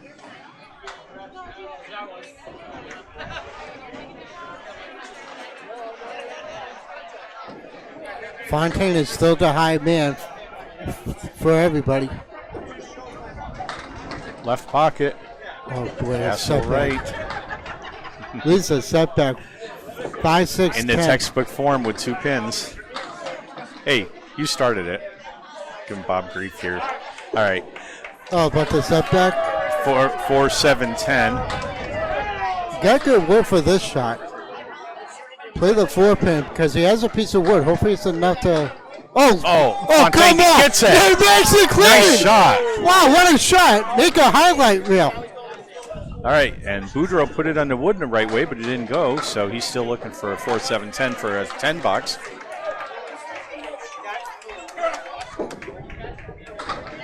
And it's an 8. So Fontaine sets down with 82 in a ball. Boudreau at 52 through 6 boxes. Take a picture of that for Tom. That was.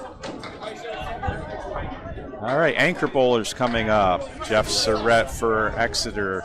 John Winchell for Harry's All-Stars. Here comes Jeff. Winchell's on a fill. Surrett just 5. 5 pins down, yep. Half Worcester plus a few more. Winchell's chipping away here. He started with a 4 box, then he went 10, strike, spare. Oh, and on the spare he puts You gotta break. You gotta break. That's how you come back from a 4 box. Surrett, nice effort on that one. Couldn't carry the split. Boudreau trying for the 1, 3, and it's gone. Winchell, thank you. Winchell with 3 marks in a row.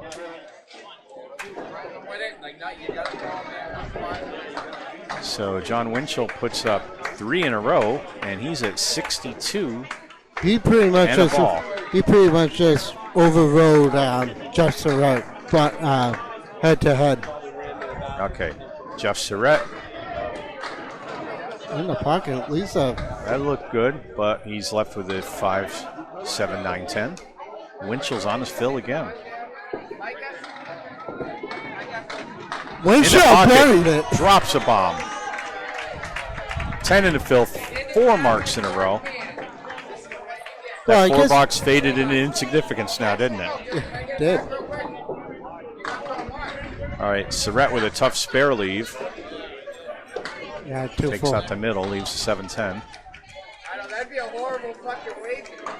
Other than that 4 box, John Winchell is pin perfect.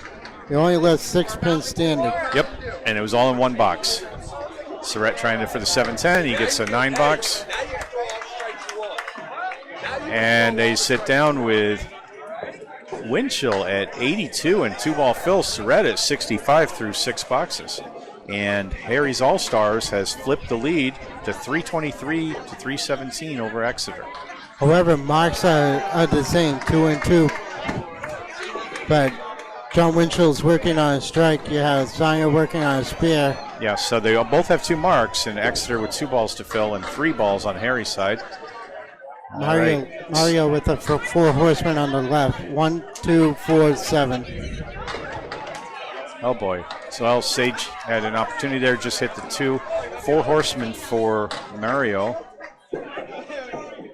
And she misses her object too. So both will be open. Nice out by Sage. Missed the high-low jack. Left the 8 to 9 box. 10 box for Mario Johnson, and that puts her at 65 through 7, and Sage at 87 through 7. 78. It says 78. I'm sorry, I reversed the numbers. My apologies. It's okay. Thought we were putting a 9 on top of that. Okay. First ball in the 8. Sage is on the head pin and leaves 3 and 1. 2, 4, 7 on the left, 10 pin on the right. Okay, Collieri for Mario Johnson. Look at this. That was a little weird. The front and the back pin went out, but she didn't get the spare. Mario shooting at the Collieri and just catches the head pin and the back pin. So 4 of 10. And that's an 8 box for Sage. Nothing went, just the wood. Penny Lynn is running away. Matching 8 box for Mario's Johnson. Penny Lynn is running away. They're at 450 to 339 over Power Sports. All right. Laura Dorfler on your right for Harry's All-Stars, and Sonia Rossi on your left for Exeter.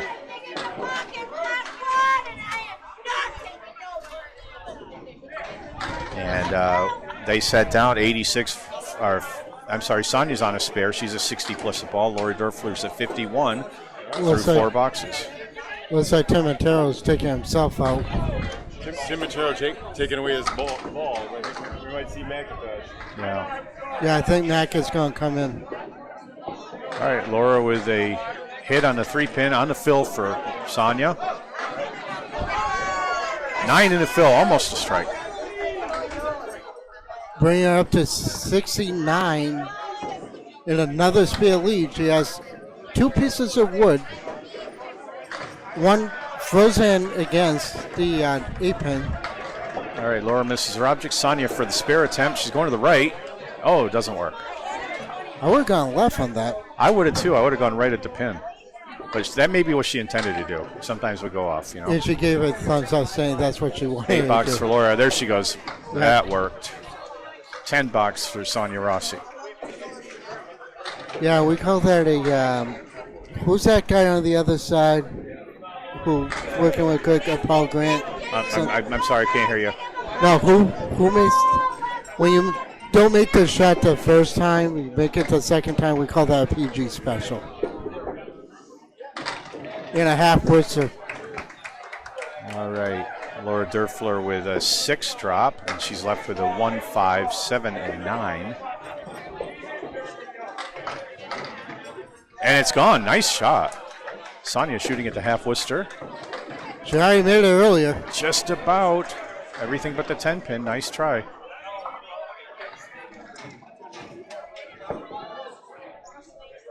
All right, that's a spare for Laura Derfler and a 9 box for Sonia Rossi. All right, we have a substitution coming in. It's Mike McIntosh. Mike McIntosh is averaging in this tournament 117. And Mike McIntosh coming in for Aaron Fontaine. No, he's coming in for Tim Montero. Tim Matera, I'm sorry, I'm 1 bowler ahead, so you're right, thank you. You're welcome.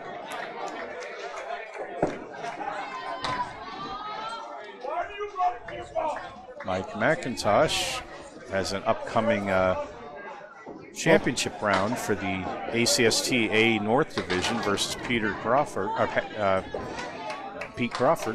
And Well- that I'm not sure when we're going to have that, but soon. And the winner of that will be facing Jeremy Seaholm for the A Division Championship. So you're allowed to. Warm up right now, but it's 3 balls. You get 6 balls and 1 reset. Right. So he's gonna warm up real quick. Well, we take the time. It's a 5-pin lead in favor of Exeter. 3 marks to 1. Harry Yeah. has the advantage on marks. Yeah, Mike signals that he's ready, so we're gonna get under. We're gonna continue. All right, Scotty Douglas is on a fill. He's a 69 through 6 plus this ball. And McIntosh is coming in with 55 through 6. Timmy, another half Worcester left, just 2 in the fill. So he closes that last box at 71. McIntosh, matching suit. half Worcester. Monkey Fall see, suit. monkey do, right? Yeah, exactly.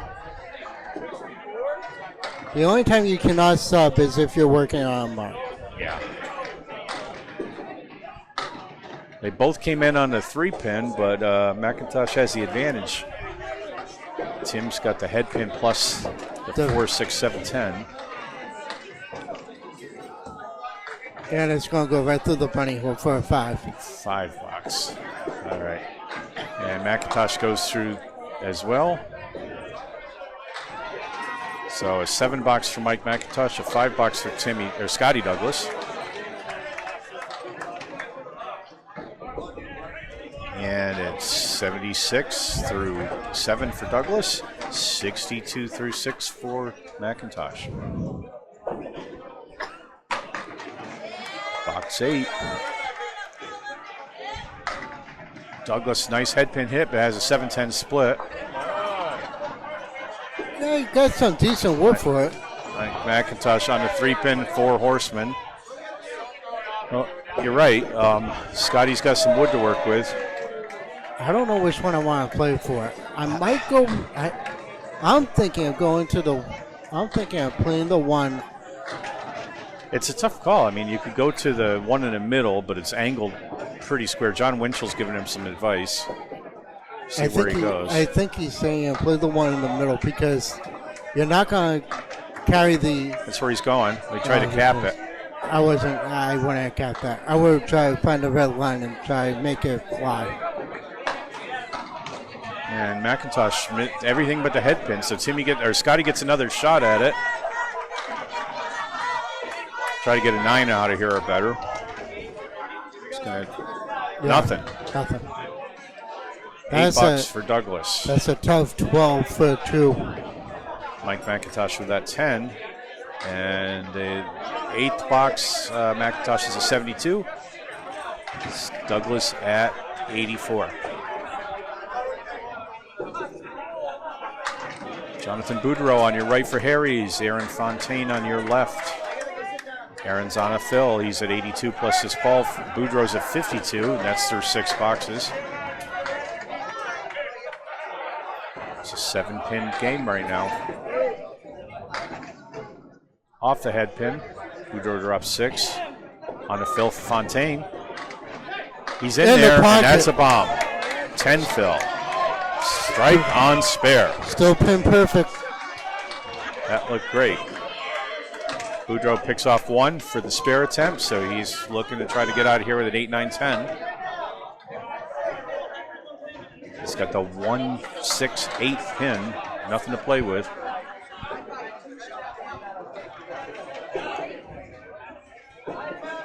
And that's a 7 box for Jonathan.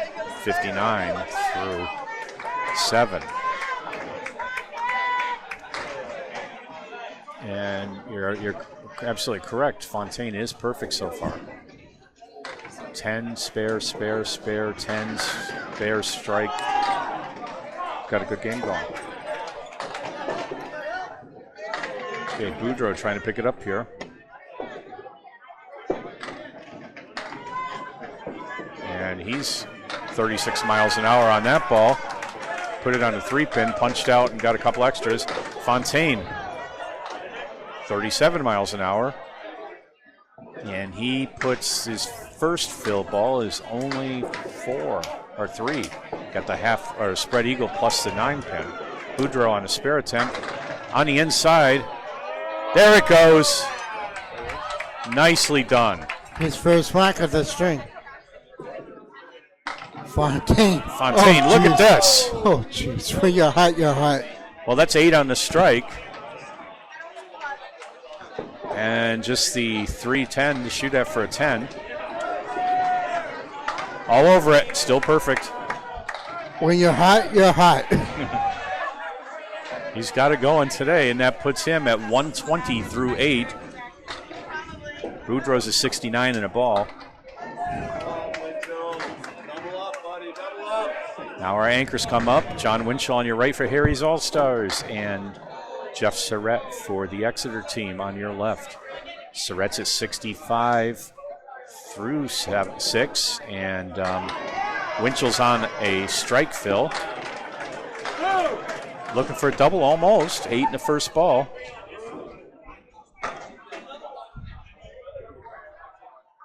He's going to surpass Aaron Fontaine in terms of high game right now. All right, Surratt giving lane courtesy to gentleman on his left. I can't see who that is off the hand. That's Tim Jalbert. Timmy Jalbert. Yep, and nice 8 drop for Surratt. Leaves the 1-9. Oh. No, 9 in the fill for Winchell. Was hoping for that spare, just didn't carry the back pin. Surratt's got a good opportunity here. I think if he hits the head pin, he's got it. Nope. A little too much to the right, I think. 10 box for Winchell. And Winchell's at 101 through 8, and a 10 box for Surratt, and Surratt's at 75 through 8. Hey, how you doing? Only on this. Oh, I need to catch up with you sometime about a possible event itself. It's embarrassing. What's that? John Winchell Might be doing an event. is on the line on lane 18.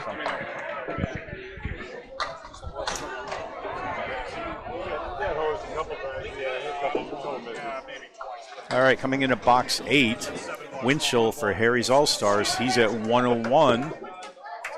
Misses a head pin. Drop 4, Jeff Surratt on a fill. He's on the head pin, and that's an 8 drop. Oh, Surratt was not on a fill. My mistake again. I'm sorry. We're going to have a lead change anyway because you have 2 marks to fill on Harry All-Stars. Yeah, they do. Oh, wow. How'd that not go? He threw everything into the 10. All right, Winchell's got a tough one here. 3 and 2. And he takes an 8 out of it. 10 box for Surratt. And we close out box 8. And Exeter has a 21-pin advantage, but they don't have any open marks. No. And Harry's has 2. So with a little luck, Harry's team could make some ground up here pretty quick. Mario Johnson on your right for Exeter. She's a 73 through 8.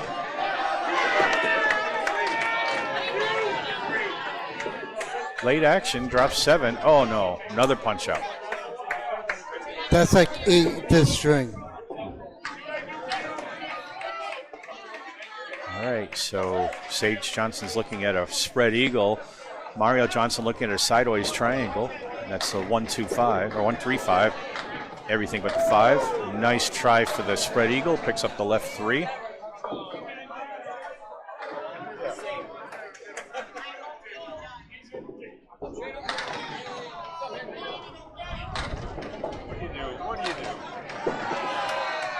And a 9 box for Mario Johnson and 9 box for Sage Johnson. So nothing gained, nothing lost by either team on that box.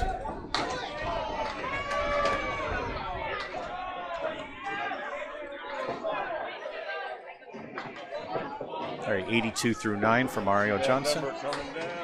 It's 21. Are you counting the 10s in there too? They want to hand it to Winchell, trailing single digits, hopefully. All right. The chance of it. Mario Johnson on the pocket. Sage Johnson on the head pin again. Another spread eagle, but this time minus a 10. Another punch out. She's on the head pin like crazy. All right, so Mario Johnson has an opportunity here with the 3-5 being the only pin standing.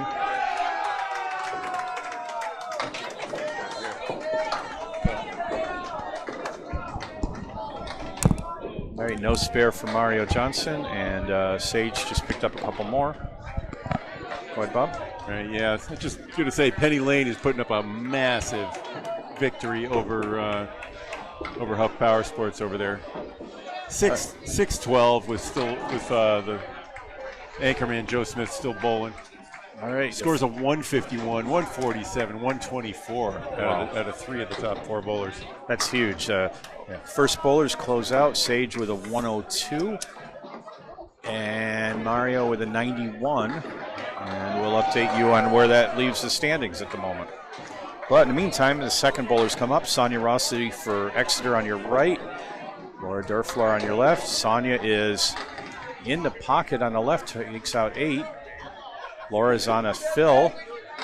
Misses a head pin, but puts 6 on it. Well, the only way for Exeter to lose is by losing this.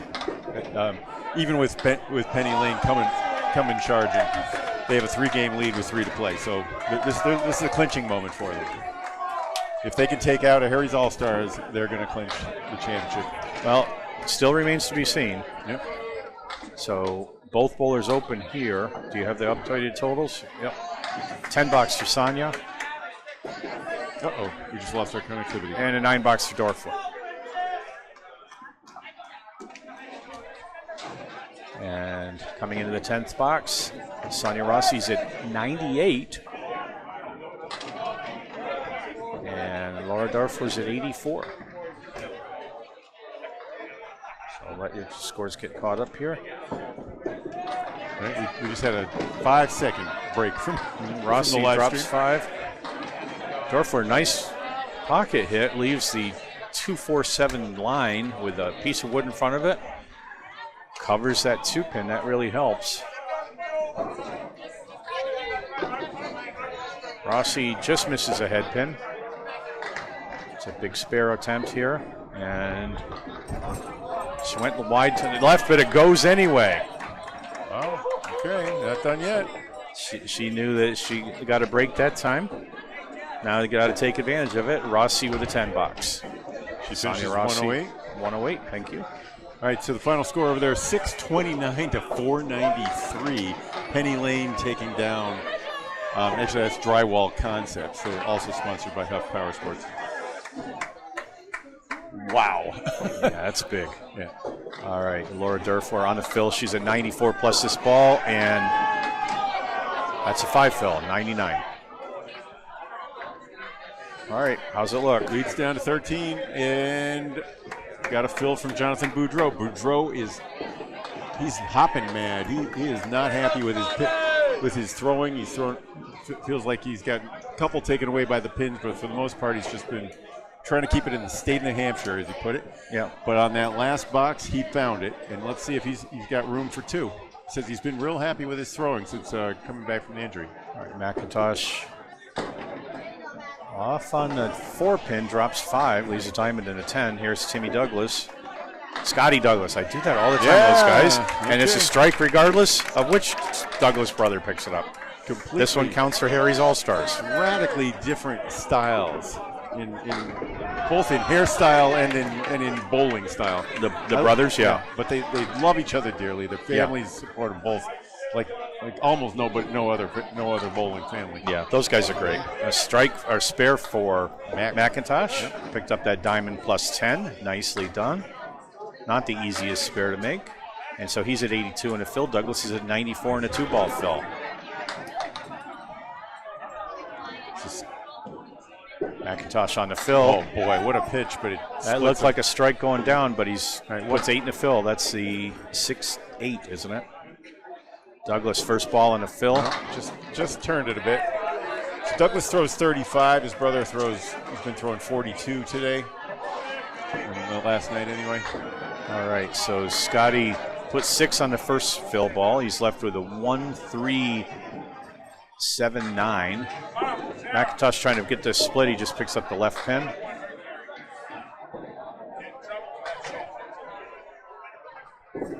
That's looking good. And he gets it. Scotty Douglas with a spare on strike. And now he's at 104 plus a ball. I think he's at 114, right? In the 10th? Yeah, I'm sorry. Oh, no. He's at 114. Yeah, he's at 114 in the 10th. The score up there says... Yeah, it's the old-fashioned scoring system. Okay. 99. It's like Norwood or whatever. Oh, yeah. It's just bowler's got to catch up with it. Ends up being a 99 for the Matero McIntosh mixed squad. All right, Douglas on the fill. And that's 9. 90% of a strike. Can't complain for that. That gives him a 123. That means a lead change, 1 pin. No, it is not a lead change. No, but it's only 1 pin for Exeter. With Boudreau's next pitch, it will be a lead change. As long as he keeps it on the lane, that's all he's going to do. Freaking interesting, if you mind. But Fontaine is Mind hot. the fake French. Fontaine is on fire. Boudreau on a mission. Let's see who knocks down the most pins.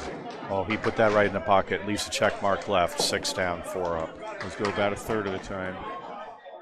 Huge fill here. On a fill for Boudreau. No, he let it fly. Oh, he got some backdoor action, so 6 he up. put 6. That changes the lead.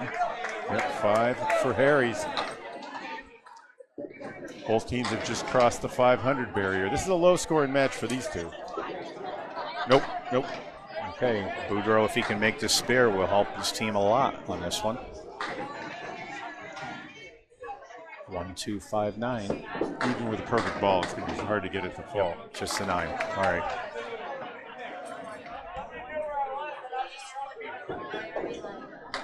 Fontaine puts up a 10. He's at 130 and he's still perfect. He's playing for $100, but more importantly, he's playing for 15,000. Is that right? For first place for the team. All right, Boudreau gets out of that with a $9. 84. He's at 84 through 9.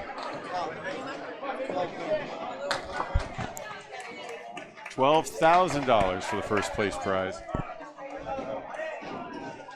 All right. So 84 through 9. Boudreau, more importantly, a 4-pin lead. Yeah, it's 5-17 to 5-13. That is confirmed by the official scoreboard. Fontaine is on it and splits it. Or does he? Whack. Can't get that 7 to drop. Yeah, Here the comes 7 Boudreau. 7 is glued down. Boudreau gets away with it. Misses left. 1-3-10 for Boudreau. 6-7-9-10 for Fontaine with 3 pieces of wood down there.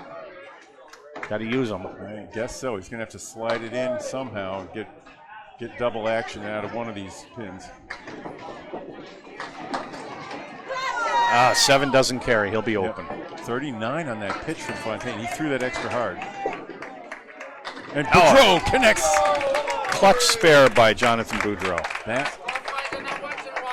shot a match so far. It's going to come down to Winchell and Surratt. And there's a perfect game for Fontaine. He'll collect $100 from Candlepins for Cancer in the bonus prize pool. He deserves it. He threw so steadily. 140. Almost made that 3-1 split. He got the message across, but just wasn't quite in the right language. All right, Winchell on a fill. The team has a 4-pin lead right now. He's trying to add a lot to that if he can, put it into double digits. All right, he hits it. And that's 6 in the lead. That gives it 6 in the fill. That gives him a 10-pin lead. And a 100, importantly. He had room for 2, he used it. Big spare in the 10th. And now Jeff Surratt and John Winchell come up. John Winchell for Harry's on your left. Surratt on your right for Exeter. Winchell's at 109 through 8. After starting off with the $4, it's been awesome since. All right, Surratt's got 2 spares and he has 11 in the fills. The unusual thing about his card is that he's got all those pins standing up. Oh boy, punch out for Surratt. He had an 8, an 8, and 2 9s. Winchell in the pocket, takes out 8, leaves the 2-5. He can almost put it away with a spare there if Surratt doesn't make this. All right, Say it's a 20% shot on the half Wester spare. he gave it a good This, run. This one goes 51% of the time for pros. Let's see. Nope. Got to hit it. So both bowlers open in the 9th. Surratt with a 9 box, 94 through 9. But the lead is still 10, right? Yeah, Well, it depends. Could be 11. Nope. 9 box, still 10. So Winchell's at 118 after that 4 in the first. Harry's All Stars on the verge of upsetting number 1 Exeter looking to clinch here. Penny Lane just put on a big score, but they're going to still be on their tail if they can't win this. If they lose, Penny Lane wins. They still got 2 matches to go. All right, Surratt on the 3-pin leaves the 1-2-10. Winchell Going, and on the head pin, drops 9, leaves a 7-pin. there's a Surratt's got a good spare little opportunity. bit here. of hope. If Surratt makes it and throws 10 down, and Winchell misses, it'll be a tie. There's a spare. All right. Nicely done.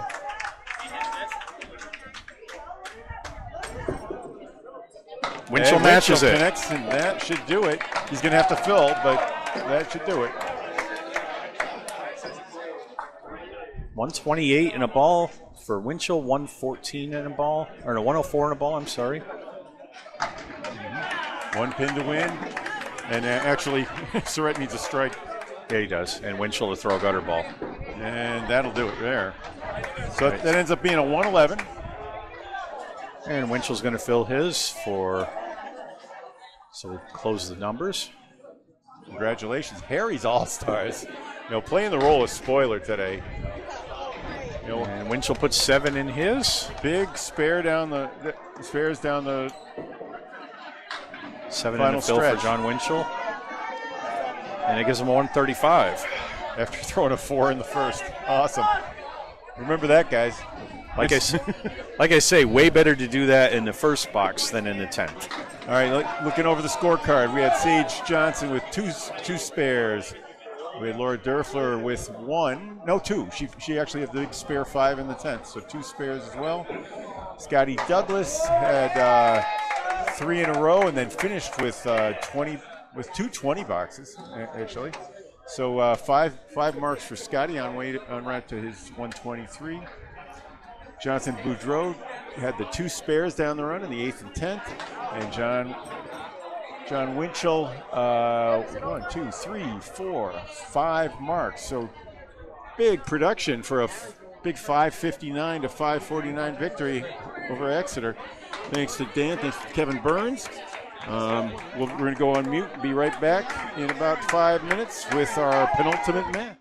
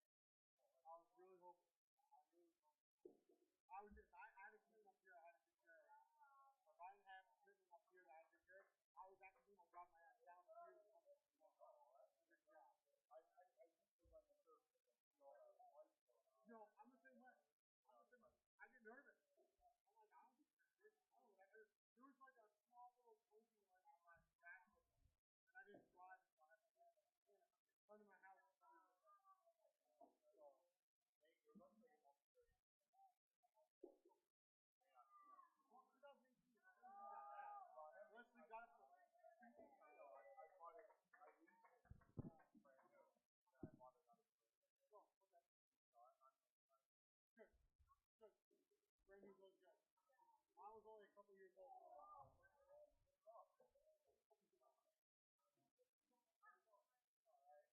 Indiana Jones. Temple of Doom.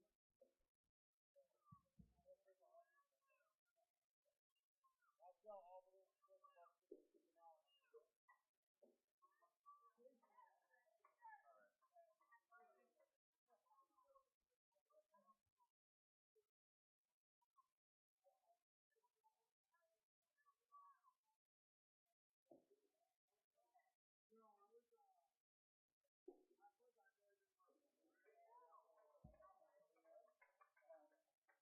I'm coming in every block.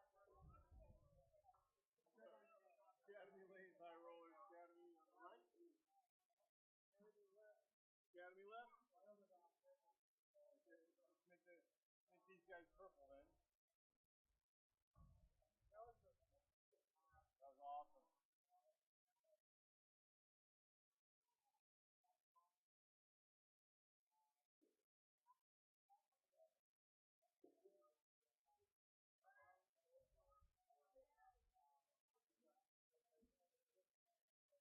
What the heck's going on here?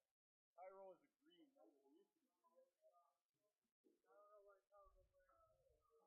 I see purple.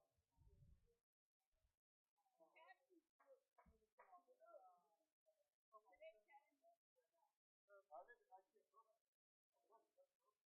You don't see purple there? Yeah, yesterday they were blue, right? Yo.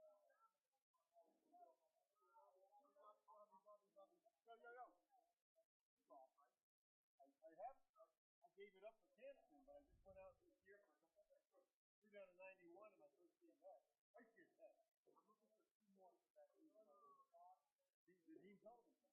Okay, I would do it. I think. When is it? It's August 24th. I think I'll be that number. Yeah, there's something going on the 23rd of January. Okay. Where is it? New Hampshire? Yeah, it's in New Hampshire. I think that's a close job. So now I need one strongly. Write me down. I will let you know if that breaks something. Then I'll give it up. Okay, so now I just need one more.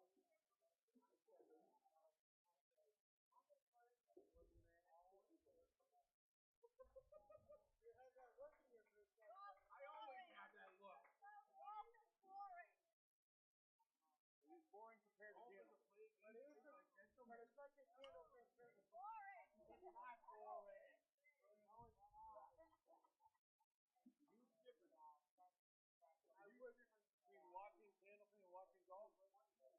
4.5 shots a minute in Candlepin, 4.5 balls. Golf is looking in front of me. You see one shot, even if that's flipping camera, sometimes they can hold that. Guys don't think that out. I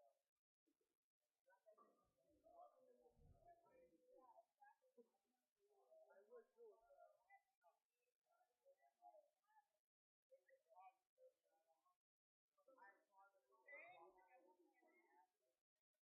Yeah, that look at my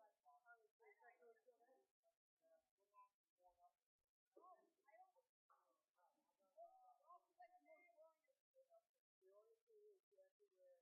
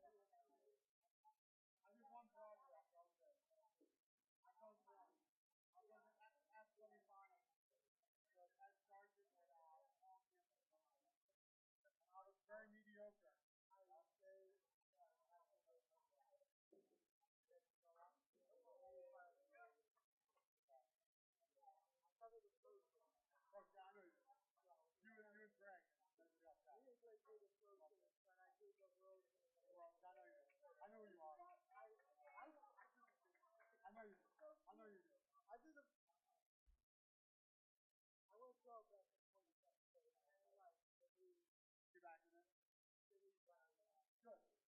Good. There's all elite staff. I mean, the staff, we're so gifted to have such long time. It is. You, Dan, Bob, Paul, Greg, my word. Rico does the full time. Yeah. He works at home. Rico Farr? Yeah. Yeah, where's he at? Is he like up Midwest or something? No, he's in St. Louis. Oh, St. Louis. He's very together. Good luck, yeah. He does a lot of.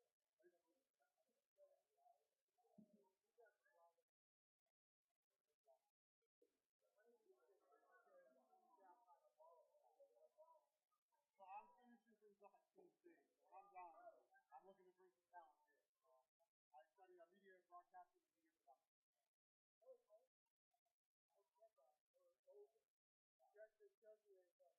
So, yeah, top 20 in the country.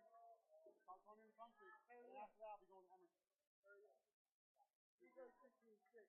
Oh, really? Yeah, I went by late. I got in late. I'm the class of 27. I'm in for media production, film, teaching. Yeah, we started out as a teaching school. It was a dominant teaching school at one point. And then all of a sudden, communications and film and journalism all took over. And that kind of stuff is like ridiculous. My teaching school is awesome. They're great. Math? Yeah. I'm doing it now. I'm taking science credit and I'm doing it from application credit.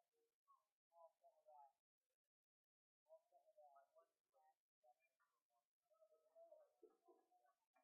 Again, I'll see you around. Do you wear a monitor?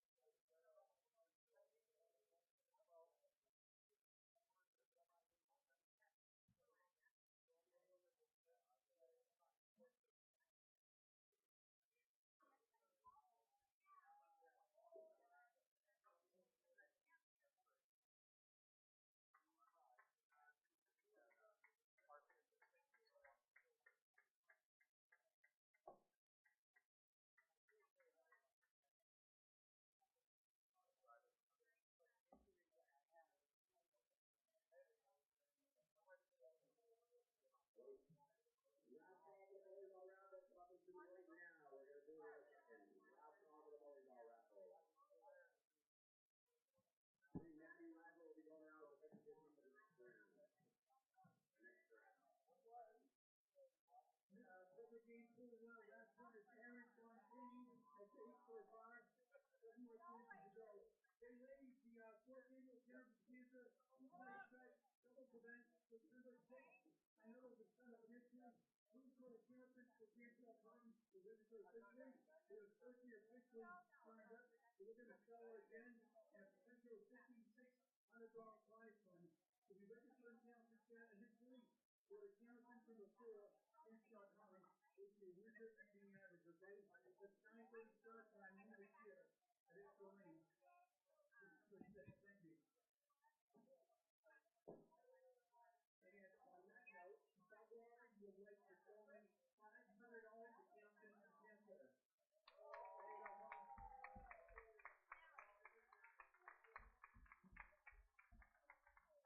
There you go, Bob. I gotta get mine across.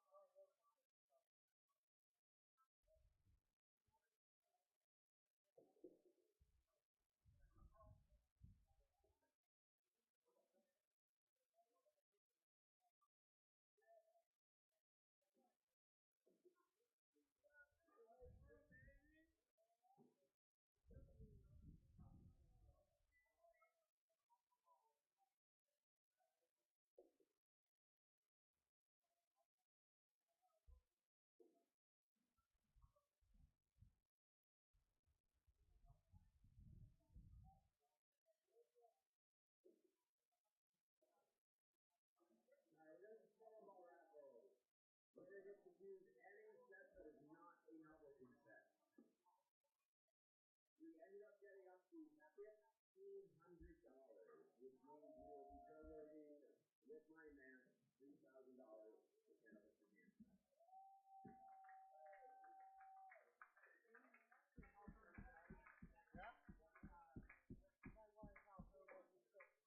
Thank you for making me spend more money here than in the past. I'm doing just announcing. Just announce. Sorry about that. All this says we're getting 2,000 for Mr. Rose next year. You can hit it now. All right, winner of the football raffle. Jesse LaSala. Jesse LaSala. I don't know if they're here. I think that's their representative. Jesse LaSala.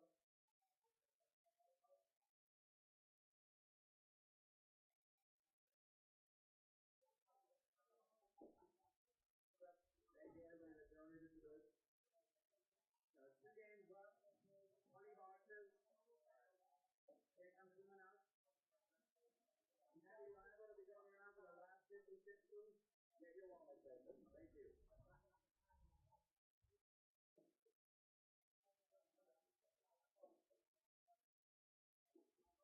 Obviously, a huge thanks to Boutwells for donating this Boutwells. Thank you.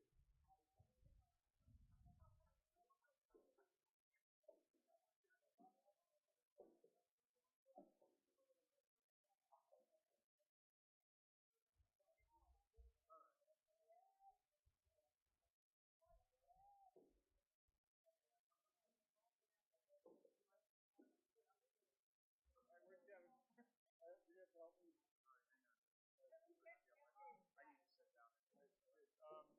The activities is still up.